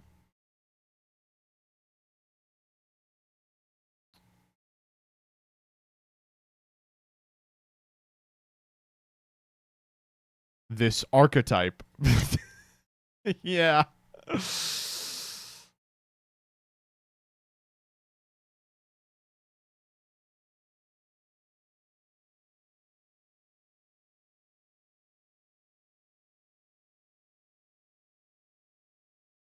It's crazy that we had to scroll this far down for Cupsy, or it's crazy we had to scroll this. It's crazy we had to scroll this far down for Yummy, because I think Yummy is the modern iteration of the deck that people are frustrated by the names of. One more time. It's crazy we had to go this far down to see Yummy, because I think this is the modern iteration of Prank Kids where people refuse to say the names. Do this. I am asking you all to do this. If your opponent is playing Yummy, it is your job to act like the guy in the IHOP copy pasta. They go, effect, and you go, sorry, which effect are you activating? And they'll go, this one. And they're like, sorry, could you be a little more specific? I'm activating the add effect. The add effect of what? Please represent the game state of the cup one. I don't see a cup one. What's the name of the monster? Cupsy? Yummy. I need to hear the star in the middle, please.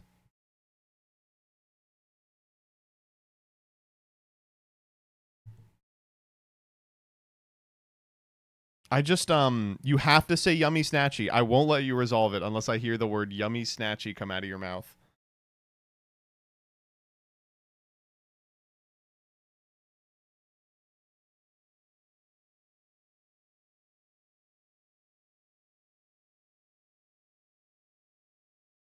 That was my nickname in college, Yummy Snatchy.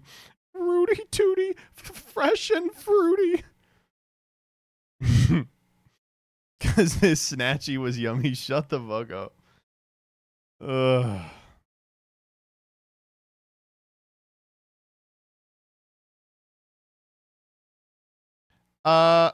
Gimmick Puppet FTK is a pretty good answer. I remember at Nats, I built Gimmick Puppet FTK just because I like to give myself little side quests when I'm out and about at YCSs. And I was like, you know what? I'll pick up all the cards for Gimmick Puppet FTK while I'm here. And I built it, and I took it back to the hotel room after the event. And I was like, all right, let's play some friendlies. And then I opened a starting hand, and I went, I don't want to play this. I was like, what the fuck? I don't want to play this.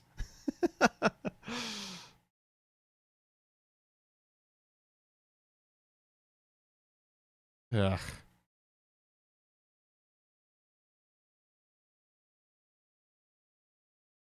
How much more is there? I think we're mostly seeing repeats here. Why does everyone hate Fur Hire? Fuck you, bitch. Blue Sky time? Yeah, we have some on Blue Sky as well. I'm going to have to open up Blue Sky in another tab, though, because people keep posting porn there. Gets on my, my dash.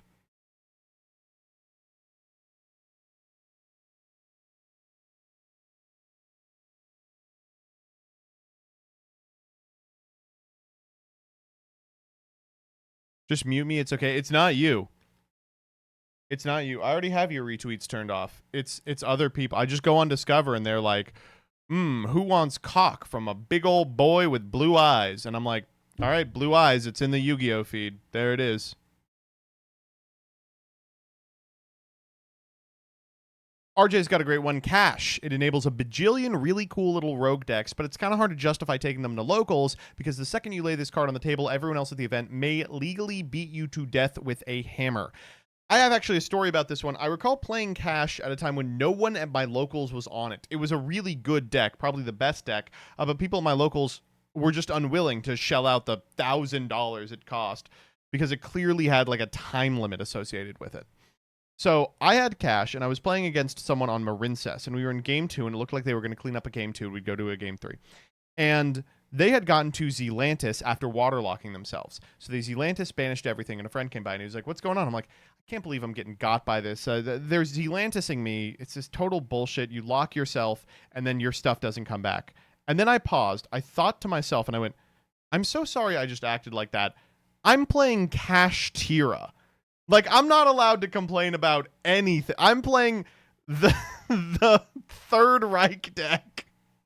No, obviously, yeah, do whatever you want. Make your fucking Coral Anemone into Zealantis play. I'm just going to make a Rise Heart. Like, yes.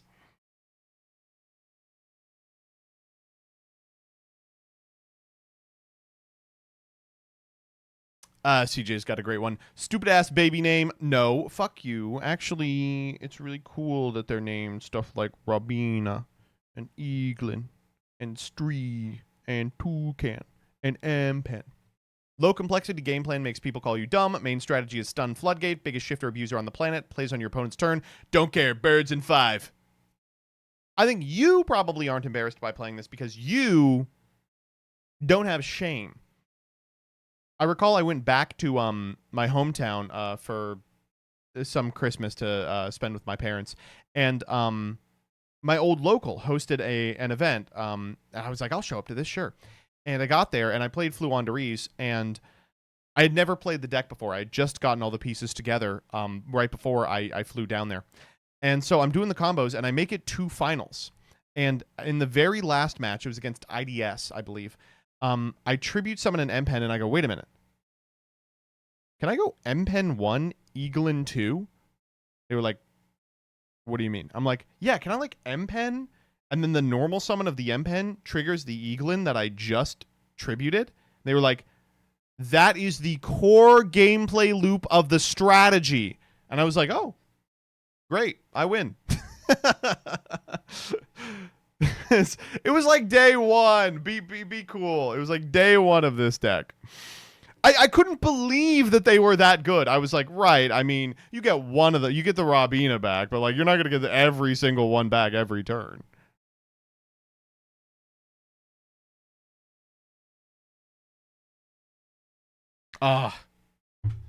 Boringstein has a nice one. Unfortunately, the deck that really got me back into the TCG in earnest after more than a decade in 2010 was Gren Maju Stromberg. Sorry, but I am not immune to the allure of big number, and in my defense, I never played stun variants, but it said deranged 60-card versions. This was one of those decks where every single card you felt bad about activating, from Super Polymerization to banish my whole deck and then just normal Gren Maju to set a Gren Maju and engage in a little bit of perfidity.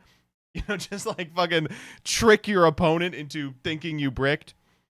My favorite thing about this deck is it required you to be a little cautious about how you activated Stromberg, because you'd Stromberg, you'd do your shit, then you'd pass back to your opponent, they'd go attack, and you'd go, I hate to do this to you, but this card has an effect on it.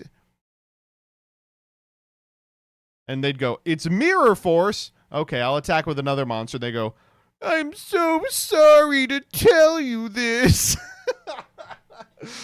Oh my god. Dustin says Tenpai. I think we all know Tenpai's coming.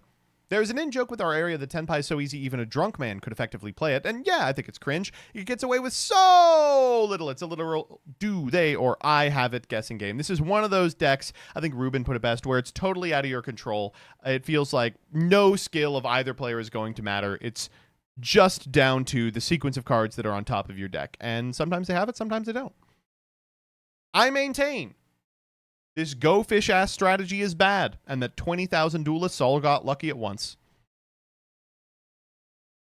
These ones. She linked fucking all the archetypes. She was like, I'm playing retro. Oh. Yes, great answer, great answer. Weather painters love them to death, but usually people don't take me seriously, not because the deck was weak and the cute little fairies to paint the weather are not scary enough, but because the deck was kinda just skill drain turbo. Okay, definitely true. 100% skill drain turbo. Also, Rebecca's right in chat. This is the #1 deck that spins its wheels and does fuck all. You go, all right, I'm going to go field spell for Snowy Place, normal snow, grab Aurora, snow, and then they go, okay, are you done? You go, not at all. I'm going to do my extra normal for Thunder swap them out.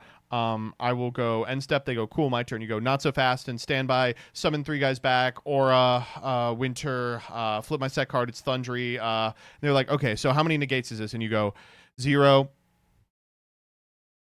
Or, alternatively, you go, I drew enough extenders to make it to the link 3, so 6. And they go, okay, you win. That's all you can do. Those are the only two options for the deck. Either you spend 45 minutes to do nothing, or you make 9 negates. Or you flip skill drain. I do like the Snow Crochet doll. It means that you were definitely role-playing. Also, gotcha, bitch. Get off RuneScape.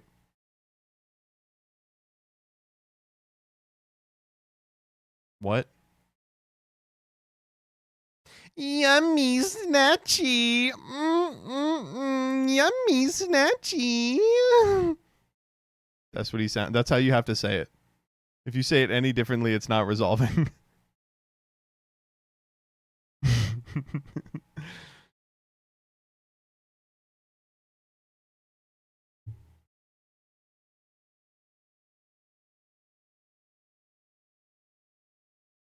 Pepe. The fact that one of the strongest single deck formats of all time, so egregious you can directly lay the blame of Pendulum's mounting irrelevance to the game at its feet, was called Pepe. The joke was not even funny a decade ago when we did it. Embarrassing to the highest degree. Okay, this one's unfortunate because in the OCG they called it MM because it was like Enter Magicians, Enter Mages, right? But in the TCG, it was Performa Pals and Perform Ages, so we had to call it Pepe instead of MM.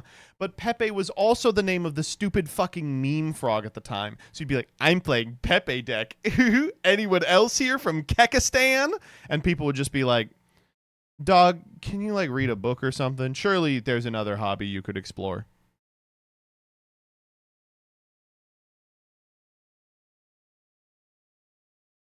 I, for one, am fond of Dark Pepe. When people said, oh, I'm on Dark Pepe, I thought it meant they were, like, making the Epic Sigma Fonk edits. Are there any Kekistani refugees in the chat in 2025? Chat, if anyone here was a member... I'm in favor of a Kekistani two-state solution. We're going to divide the land equally between Wholesome and Chungus.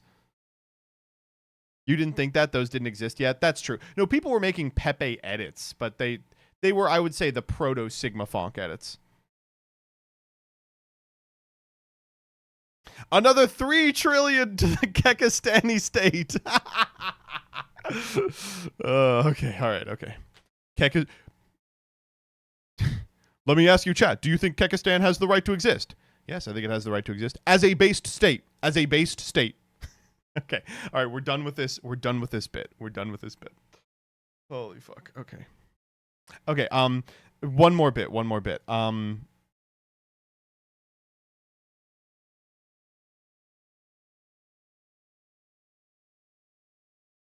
I'm going to go on Twitter and search Kekistan and go to people. The OG Kekistani. No, I want one with a lot of followers. Oh, a lot of these are just crypto pump and dumps. Yeah, here it is. Okay, we have at Kekistan Gov, the official Twitter of the Kekistani government. All right, here we go. Every time I see a normie, I get a sick taste in my mouth. This is my laptop I use in school. Gotta piss off the liberal cuckbags somehow. You don't understand. In 2017, this was the coolest you could be online. Like, people were like, the coolest guy online has colored the Nazi flag green and is triggering the libs by putting a sticker of milk on their Chromebook. Like, that was the coolest people could be online. Anyway, this guy grew up to be Big Balls, who is now responsible for martial law in D.C. Going back. This guy's now in charge of if you get healthcare. Yeah. What's the milk thing? It was like something like someone was like, black people are largely lactose intolerant, and then someone ran with it and they were like, the left thinks it's racist to drink milk. So a bunch of like racists were like, I'll show you, watch me drink all this milk. It was awesome, dude. It was so good. What a bad time to be online. But you know what, actually? Nothing's changed. It's the same shit that's happening now, right? Like, I literally got on Twitter today and they were like, the left is saying it's misogynist to be part of a sorority of big titty college girls. And I was like, no, they weren't. What are you talking about? The Kekistani man would be putting, you know, a Tri-Delta pin on his fucking Chromebook today. Ugh.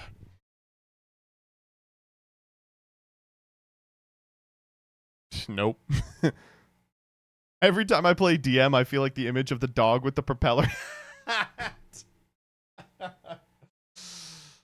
Oh, boy!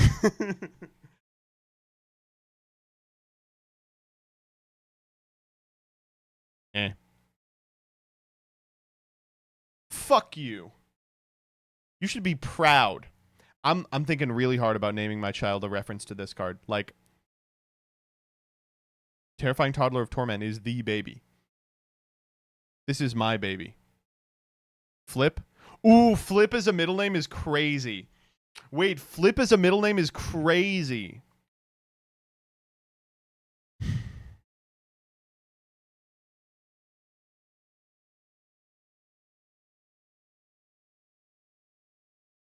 Bernice Flip Carcat. Yeah, Ellie Flip Rothschild is crazy. Oh, because I'm naming it after my favorite MBT employee. Oh, man. I'm going to call her Ellie Malfoy Rothschild.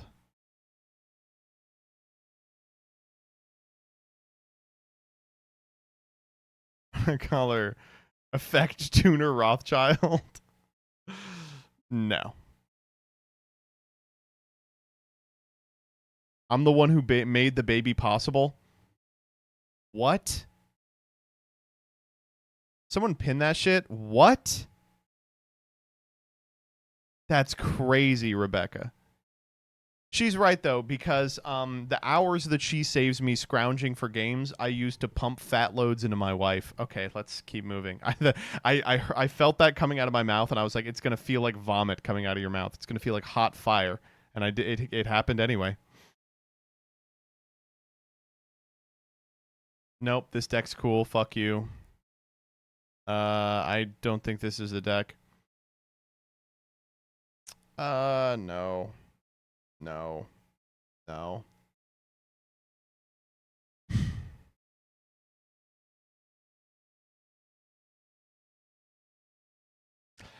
I love the gameplay of Lightsworn and milling my deck down, but I die inside when I draw not just the one Garnet, but the two in archetype Garnets. The thing about Lightsworn in the modern era is that they have so many cards that resolve this problem. Like Weiss was printed specifically so that drawing Wolf and feels less bad. Of course, you have the spell cards that, of course, can change things.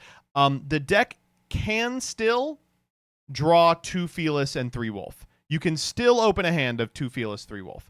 You will jump.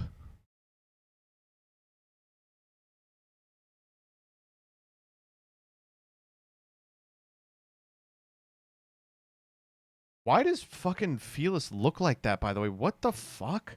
She looks like shit. What is up with her anatomy? Obviously, she's doing the pose where you see her tits and her ass in the same shot. Like, we all know that pose that doesn't exist. But look at her fucking arm on the bow also. What the fuck is that? Oh my God. I can't even do it. She is a cat. Okay, that is true.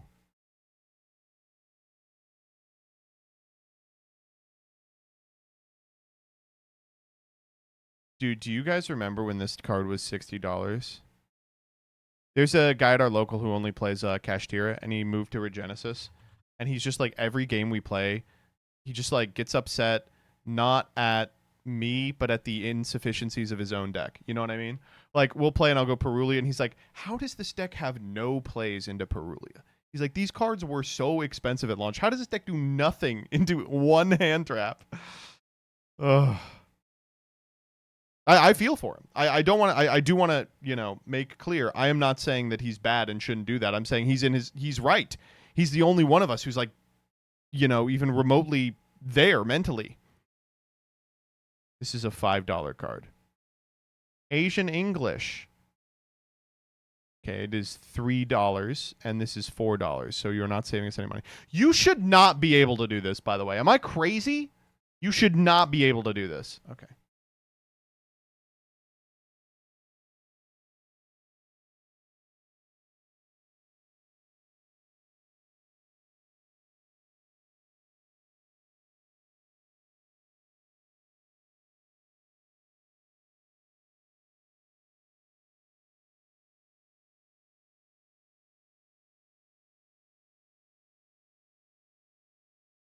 Infernoid is an aesthetically cool deck, but playing a card called Harm a Dick, leading to the same dick joke over and over again in casuals, makes me cringe every time.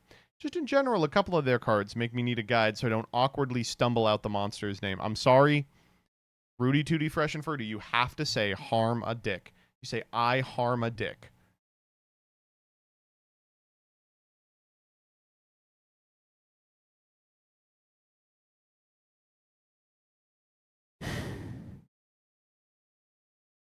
I summon my blue eyes of a dragon, then have sex with it. I end my turn. Yeah, awesome.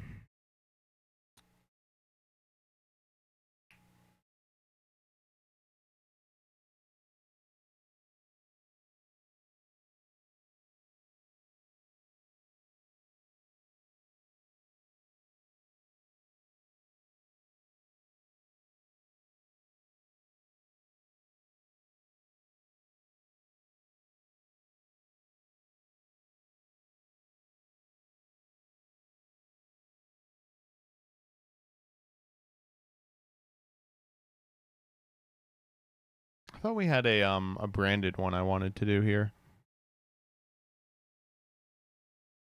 Hot oil into the flour. Pour boiling hot oil into the flour. What is this for? What is this for? The moment it comes out of the pot is a food that all children love to eat. What kind of delicious food can you make? The oil is so expensive, don't lie to me. First, prepare a bowl of flour and pour in a spoonful of boiling hot oil. First, prepare a bowl of flour and pour in boiling hot oil. Stir well. Then give them a good mix. If you like to eat sweet, you can add some sugar. If I like to eat sweet, I add a spoonful of sugar. Then pour boiling water several times. Then add boiling water several times. Keep stirring until it is smooth and without particles. I also keep stirring until it looks like this. Beat in 4 eggs. Beat in 4 eggs. Continue to stir well. Continue to stir well. Then use my left hand to squeeze into small balls. Your hand is too far. Use my left hand to squeeze into small balls. Put oil temperature in the pot and fry slowly over medium-low heat. Fry until golden and crispy. You can take it out when it's golden and crispy. It's crispy on the outside and tender on the inside. You can use it as a snack or as a Baskin Robbins. It's very delicious. You should do it. I like it very much. I'm done. You should do it too. Zhao Hong Shu. Zhao Hong Shu.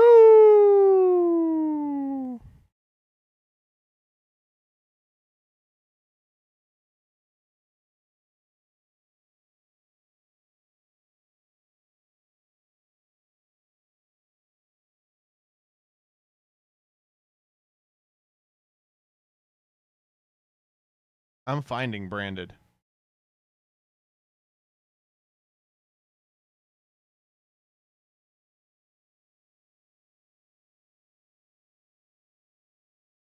God damn it, there's no branded. I just need branded and then I'm good. You missed the branded one? I didn't like the branded one because it was about a specific person. I like the Fallen of Albaz one.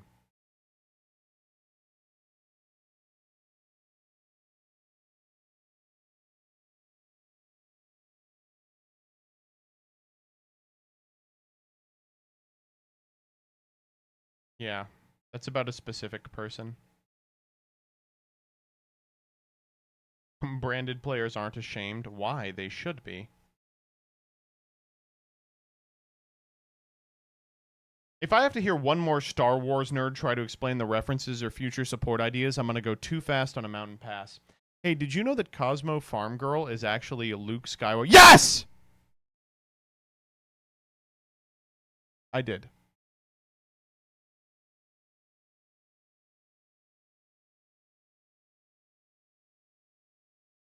I'm finding branded.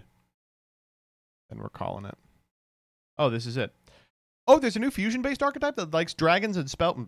Oh, there's a new fusion-based archetype that are dragons and spellcaster monsters, making turn 0 plays and cycle stuff like hand traps and compulseless monsters on the opponent's board, and it's super splashable with other archetypes, and I'll be on target, Ito. Yep, I mean, it's just really irritating that, like, branded is this super cool, interesting deck with a lot of plays going both first and second that is an equal capacity to build a board and break a board, and they accidentally let it have the capability of doing this. Like, it was still fine in its associated format when it wasn't doing this. It was still a really good deck, probably the best deck, but it could also just do this. It could just do this. It could do this. So why not? Why not do this? Every time I played against someone on Branded who was doing this, they were like, well, I gotta do what I gotta do. Ito also looks pregnant. I knocked up Ito.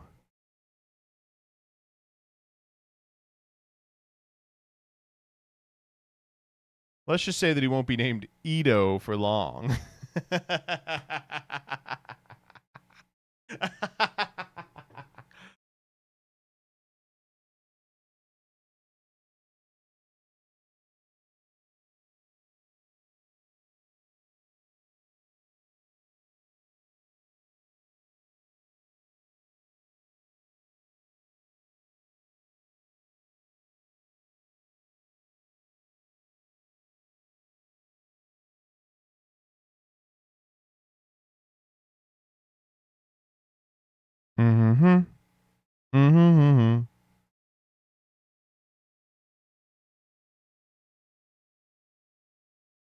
Wait, JJ's got one?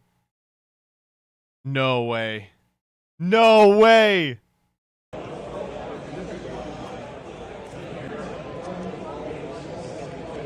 Stand by me. Stand by. Duel. Ash. Yep.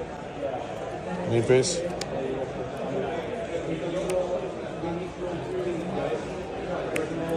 Effect. Effect? Sorry, what effect are you using? Effect. How interesting. How interesting. Effect. What effect? The effect of yummy snatchy.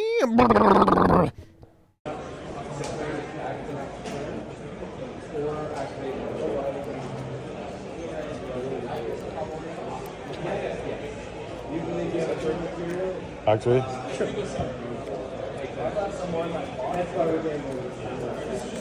Activate. Oh, activate what? What do you mean activate? Activate what? Activate what? What do you mean? What do you activate? Yummy cupsy way. You have to say it. You have to say it. You're playing the duck. You have to say it. Bro, get your big ass synchro out of the field spell. Oh my god. Oh, this deck is so cool. I fucking love this deck. It is killing me not to play this deck this format.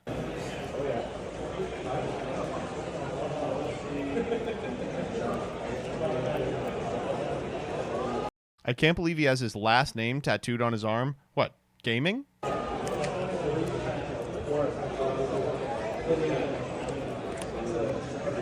Special effect. What's the effect? Yummy Star Cupsy. You have to say it. You have to say it.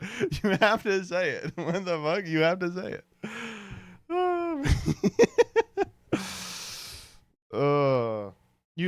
I'm doing this with Vanquish Soul K9 too. I'm gonna summon K9X. Oh, ho, ho, ho, werewolf. That's how I'm gonna do it.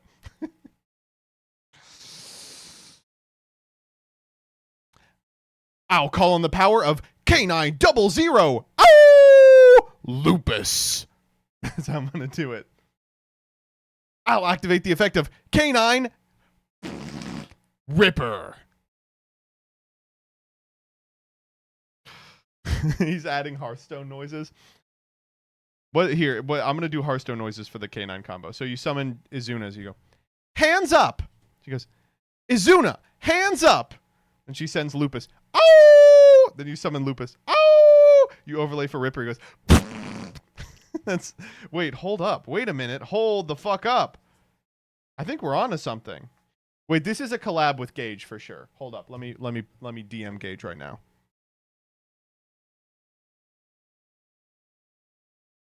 Do you know how to play TCG?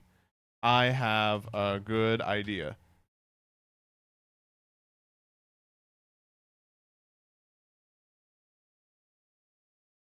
MBT has saved Yu-Gi-Oh! Baby, I'm praying on you tonight. Where it's going to be you have to say every name in full and you have to do Hearthstone entry animations or the effect doesn't resolve. What am I doing for like... I summon number 67, Paradise Smasher. Feeling lucky? That's what he'd say. Feeling lucky? What do you think? Wait, hold up. What are we doing for Nash Knight? Nash Knight is nothing. It's a knight. Squire, attend me. And then CXZ's Nash Knight is ready, sir. Fucking... I'm having too much fun tonight on stream. We have done nothing all day. I actually didn't play any Yu-Gi-Oh! Oops. Nash is a shark.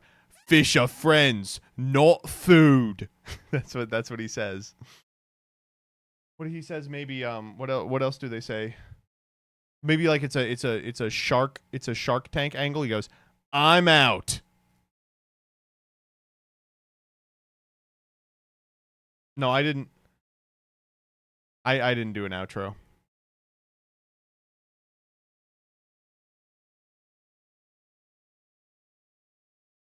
3 days of Dire-related discourse aside, I thought this was a really interesting experience. I think a lot of us could stand to be a lot more shameless when we go to locals. You don't want to say prankins, poo-poo-poo. You don't want to say yummy cupsy way. The least you can do is summoning chance. Get cringe with it. It's cardboard. I'll do it like this. Get cringe with it. It's a children's card game. All right, see you next week. Dodged? Yeah, what do we got? I don't want to be associated with that Triscuit-eating fuck. Dude, what's the Vanguard thing people do? Penultimate turn!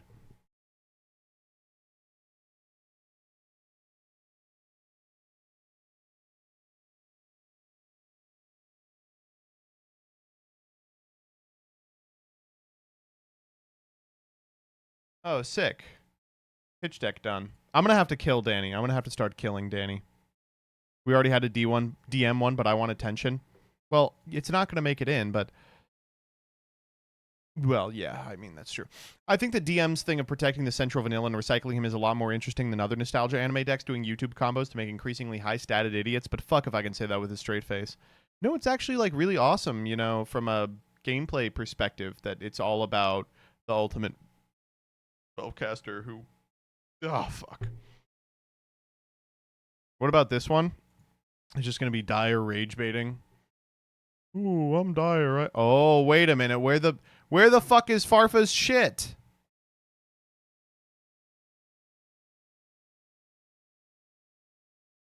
Danny's VS pitch was the greatest thing you could ever get from Pitch Deck. You are going to piss yourself when you see this week's. Can we watch this? Yeah, why not?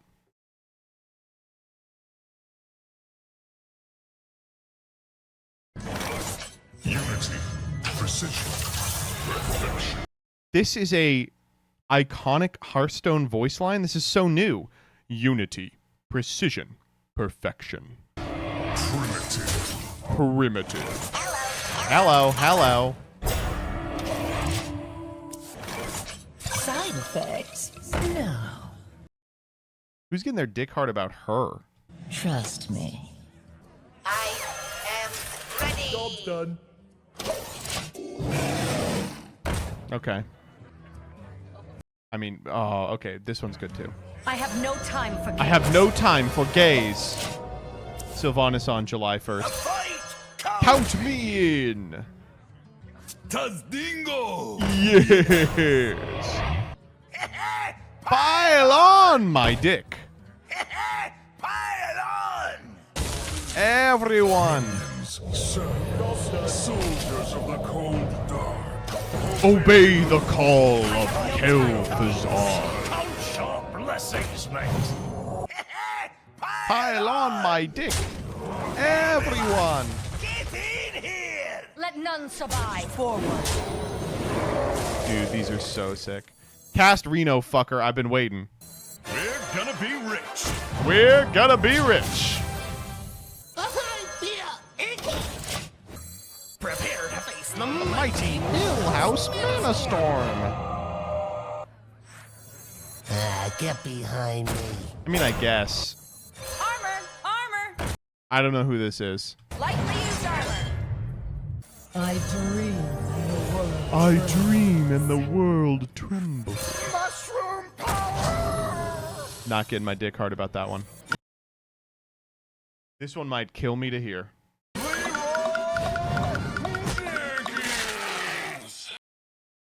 It's still that good, man. It is still that good. Time's up. Let's do this.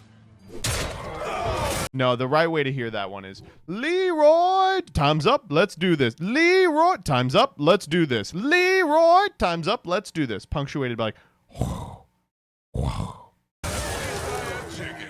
At least I had dick in my I ass. can fix anything. Mind if I roll need? He's always saying that shit. Is there trouble? I bring Life. And dude, who remembers Amaz? Does he still stream? Your mother was a Murloc. One kill.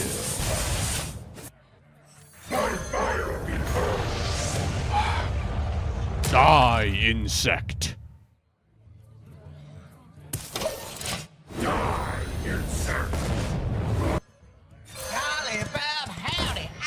I don't know who this is. I'm undead.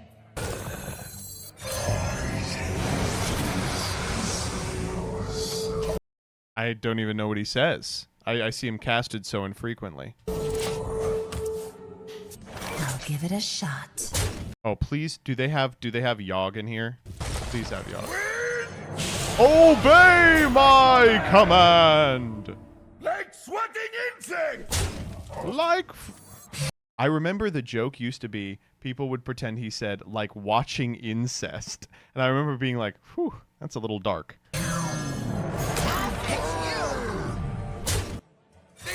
He's coming! Please have fucking Yogg in here. I mean, this is a great one too.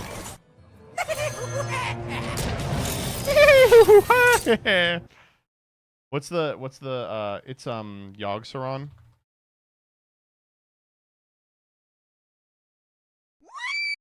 This is from WoW. There we go.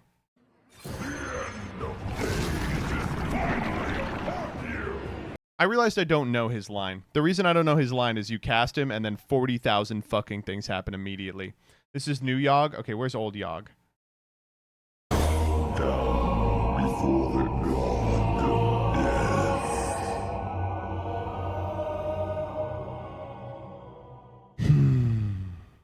They don't make them like they used to. They do not make them like they used to.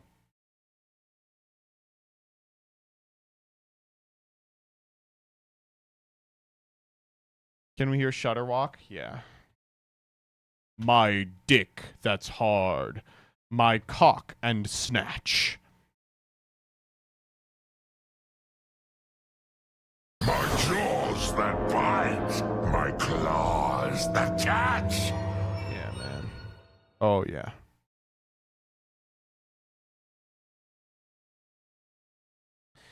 One of my least favorite videos on the platform when card games break. Just a miserable ass video.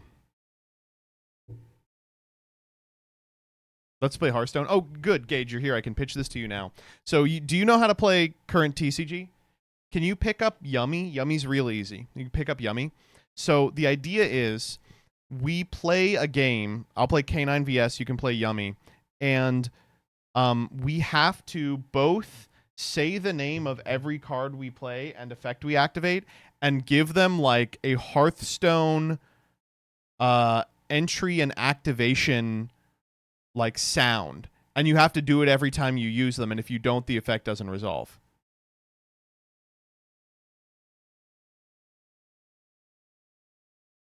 Sounds bad? Yeah, you're probably right.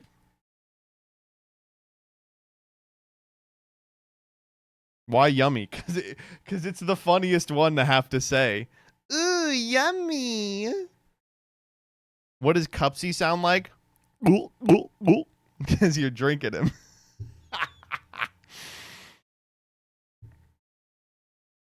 That's what drinking sounds like.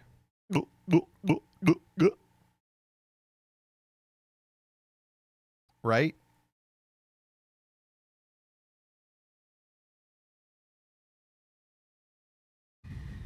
That's not how you drink. Maybe that's not how you drink. That's how I drink. Can we watch this one? Yeah. Dude, this is a classic. Ha, this guy's toast. What happened to Toast?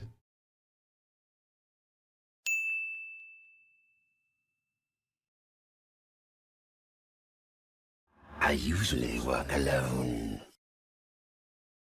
Dude, Put your faith in the light. Dude, that's like really funny.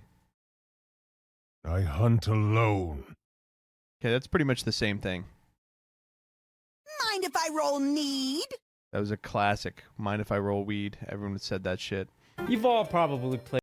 What is he doing nowadays? This 20,200 IQ revive play. How he's made 200 of these? Oh my god.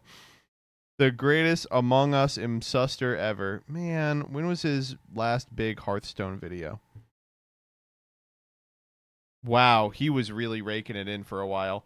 Does he still upload? If I put up these numbers, I would stop uploading. I would just like live off the residuals on the 10 trillion Among Us play. 19 secret interactions in the Lich King boss fight. There we go. He's so rich. You've all probably... It's so crazy. He made the right pivot. He got out.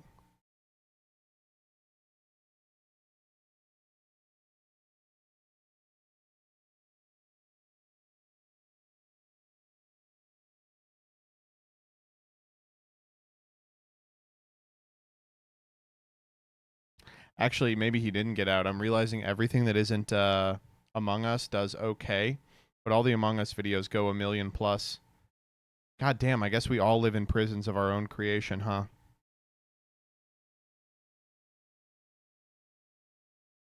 So did Forsen. Does Forsen still stream and upload and shit? Yeah. Forsen reacts to Benito Mussolini. Dude, you know who I miss? Maida. Maida! It's me.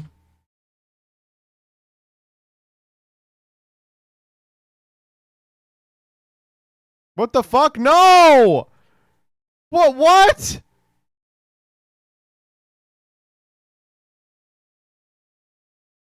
Did he take it down?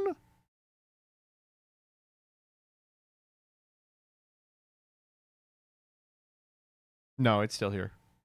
Looking for member, heroic deer, base minimum 395 eye level, Titan Forge. Please link ahead of the curve Nazoth. And that's just for Talok. Mira, it's me. Mira, it's me. I also like this one. Today we're going to be talking about Titan Forging and how this thing has, I guess, a bit of a controversial debate surrounding it. I'm going to be looking at some of the pros, cons, the history, all kinds of that stuff, and delving in. Alright, so I've thought long and hard about what I want to do for a RuneScape channel, and what I've kind of settled on is just something very basic. I'm going to document my progress with my RuneScape channel, and just share it with you guys. I don't... How'd the progress go? I didn't know there was only going to be one when I clicked it. I didn't want to be... I promise I wasn't trying to be this mean. Oh, man. While we're looking at dead channels, where'd this go? Nah. Does Doug have a dead channel?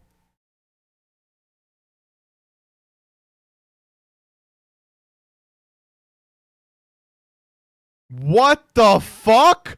67K on Eat and Out Las Vegas? Oh my god, we have to send this to Alex right now.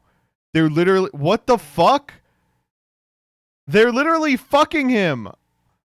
Oh my god, I can't believe it. Sue them. Dude, this video is really good. American food and Chinese food. I think he said, I think Eat Out Vegas 2 was one of the sub goals he was thinking about. Is Simo Media still around? It is. Man, talk about starting from ground zero. This... Whoa, he's gonna do 9/11 again. Dual logs. Oh, you're talking about the unfunny jokes. The unfunny jokes is so good. That's my favorite channel on the website.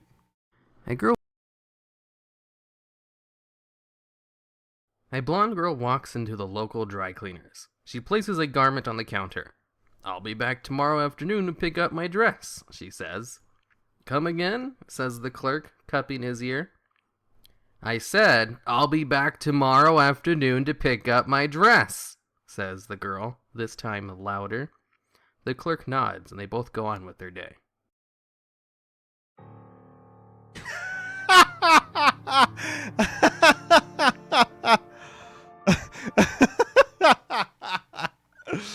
Okay, that's pretty good. That's not bad.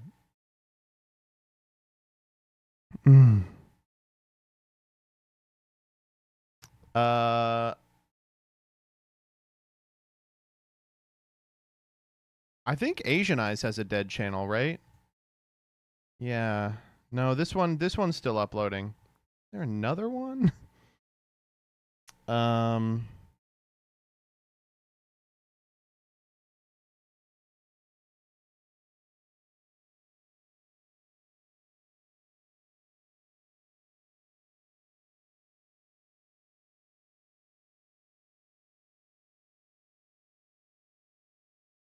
What other YouTubers do I know? Is Leah Asimov? I don't think she has another channel. Yugi No. Does he have another channel? Leah reacts to how a turtle accidentally created the perfect AI streamer. 400. What the fuck? Oh my god. Leah has some fucking bangers. Wow, that's crazy.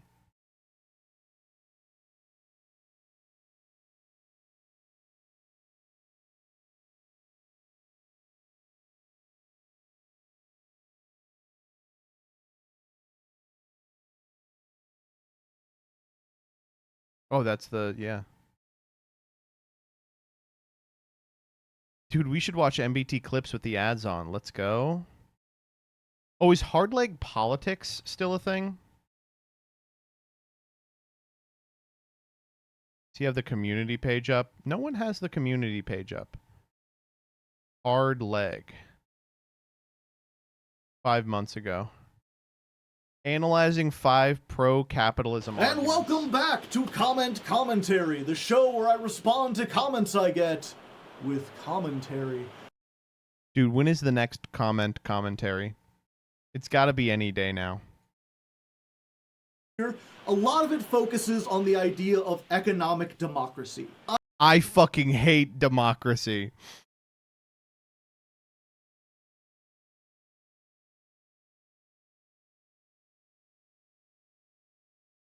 Oh, this is... Sorry, I can't subscribe here. This is the... I'm on Wonky. Team Samurai had a food channel?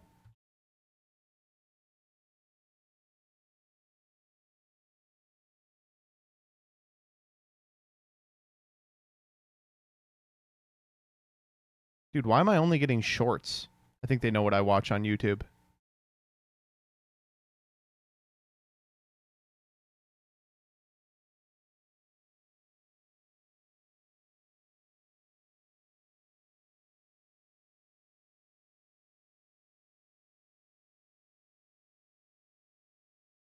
All right, I'm going to pee, then we're going to do a little Ace Attorney.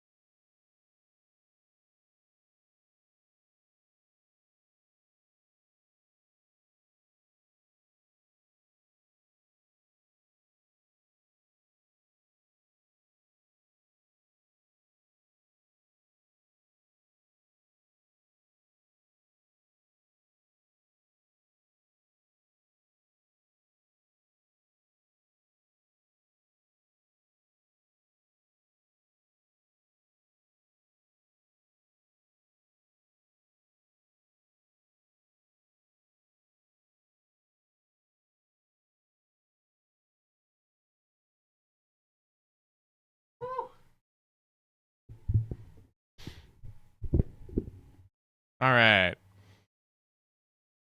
Let's play Yu-Gi-Oh.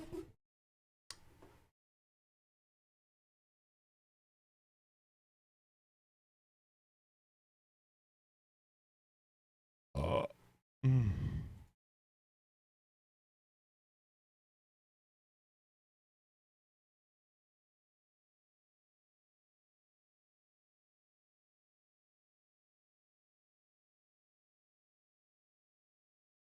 This is not loading. Okay. Is there...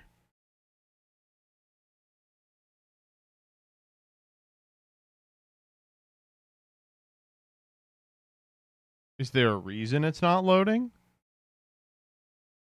What the fuck? It literally just isn't loading. Huh? Oh, there we go. Yu-Gi-Oh! Duel Links.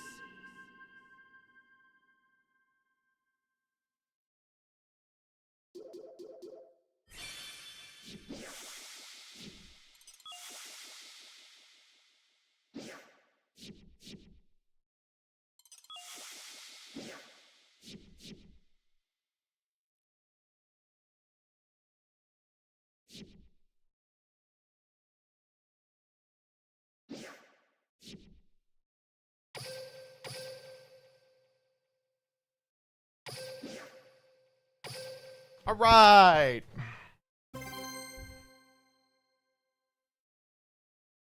Wow, we really did not play any Yu-Gi-Oh today, huh?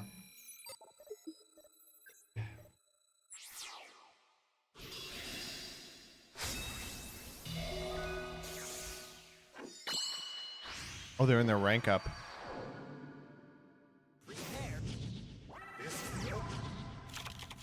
Prepare to sleep, duel. All right, my turn.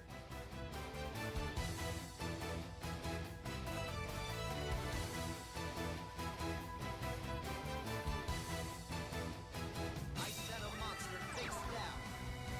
My turn is complete. It's might I draw. What I like about this game is that it's fair.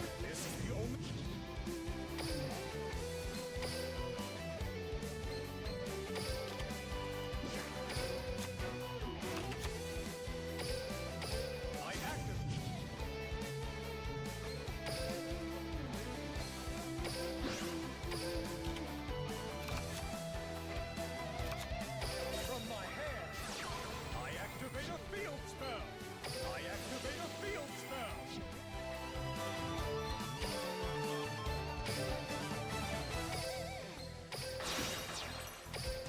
I know what to do. Fusion summon. I activate my monster's effect. I activate my monster's effect.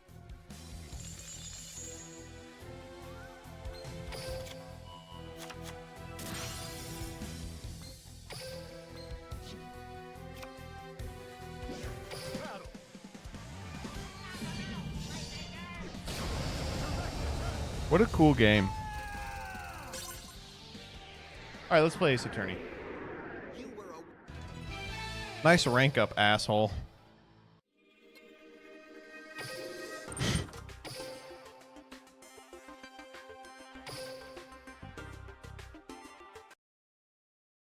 All right, all right, all right. Thank you all for sticking around until the end of the Yu-Gi-Oh portion. If you like what you see, I'd appreciate a follow. Why am I even doing that? We didn't do shit today. Honestly, anyone still here is already probably along for the ride, so let's just flip over to our variety game. We're going to play a little bit of Ace Attorney.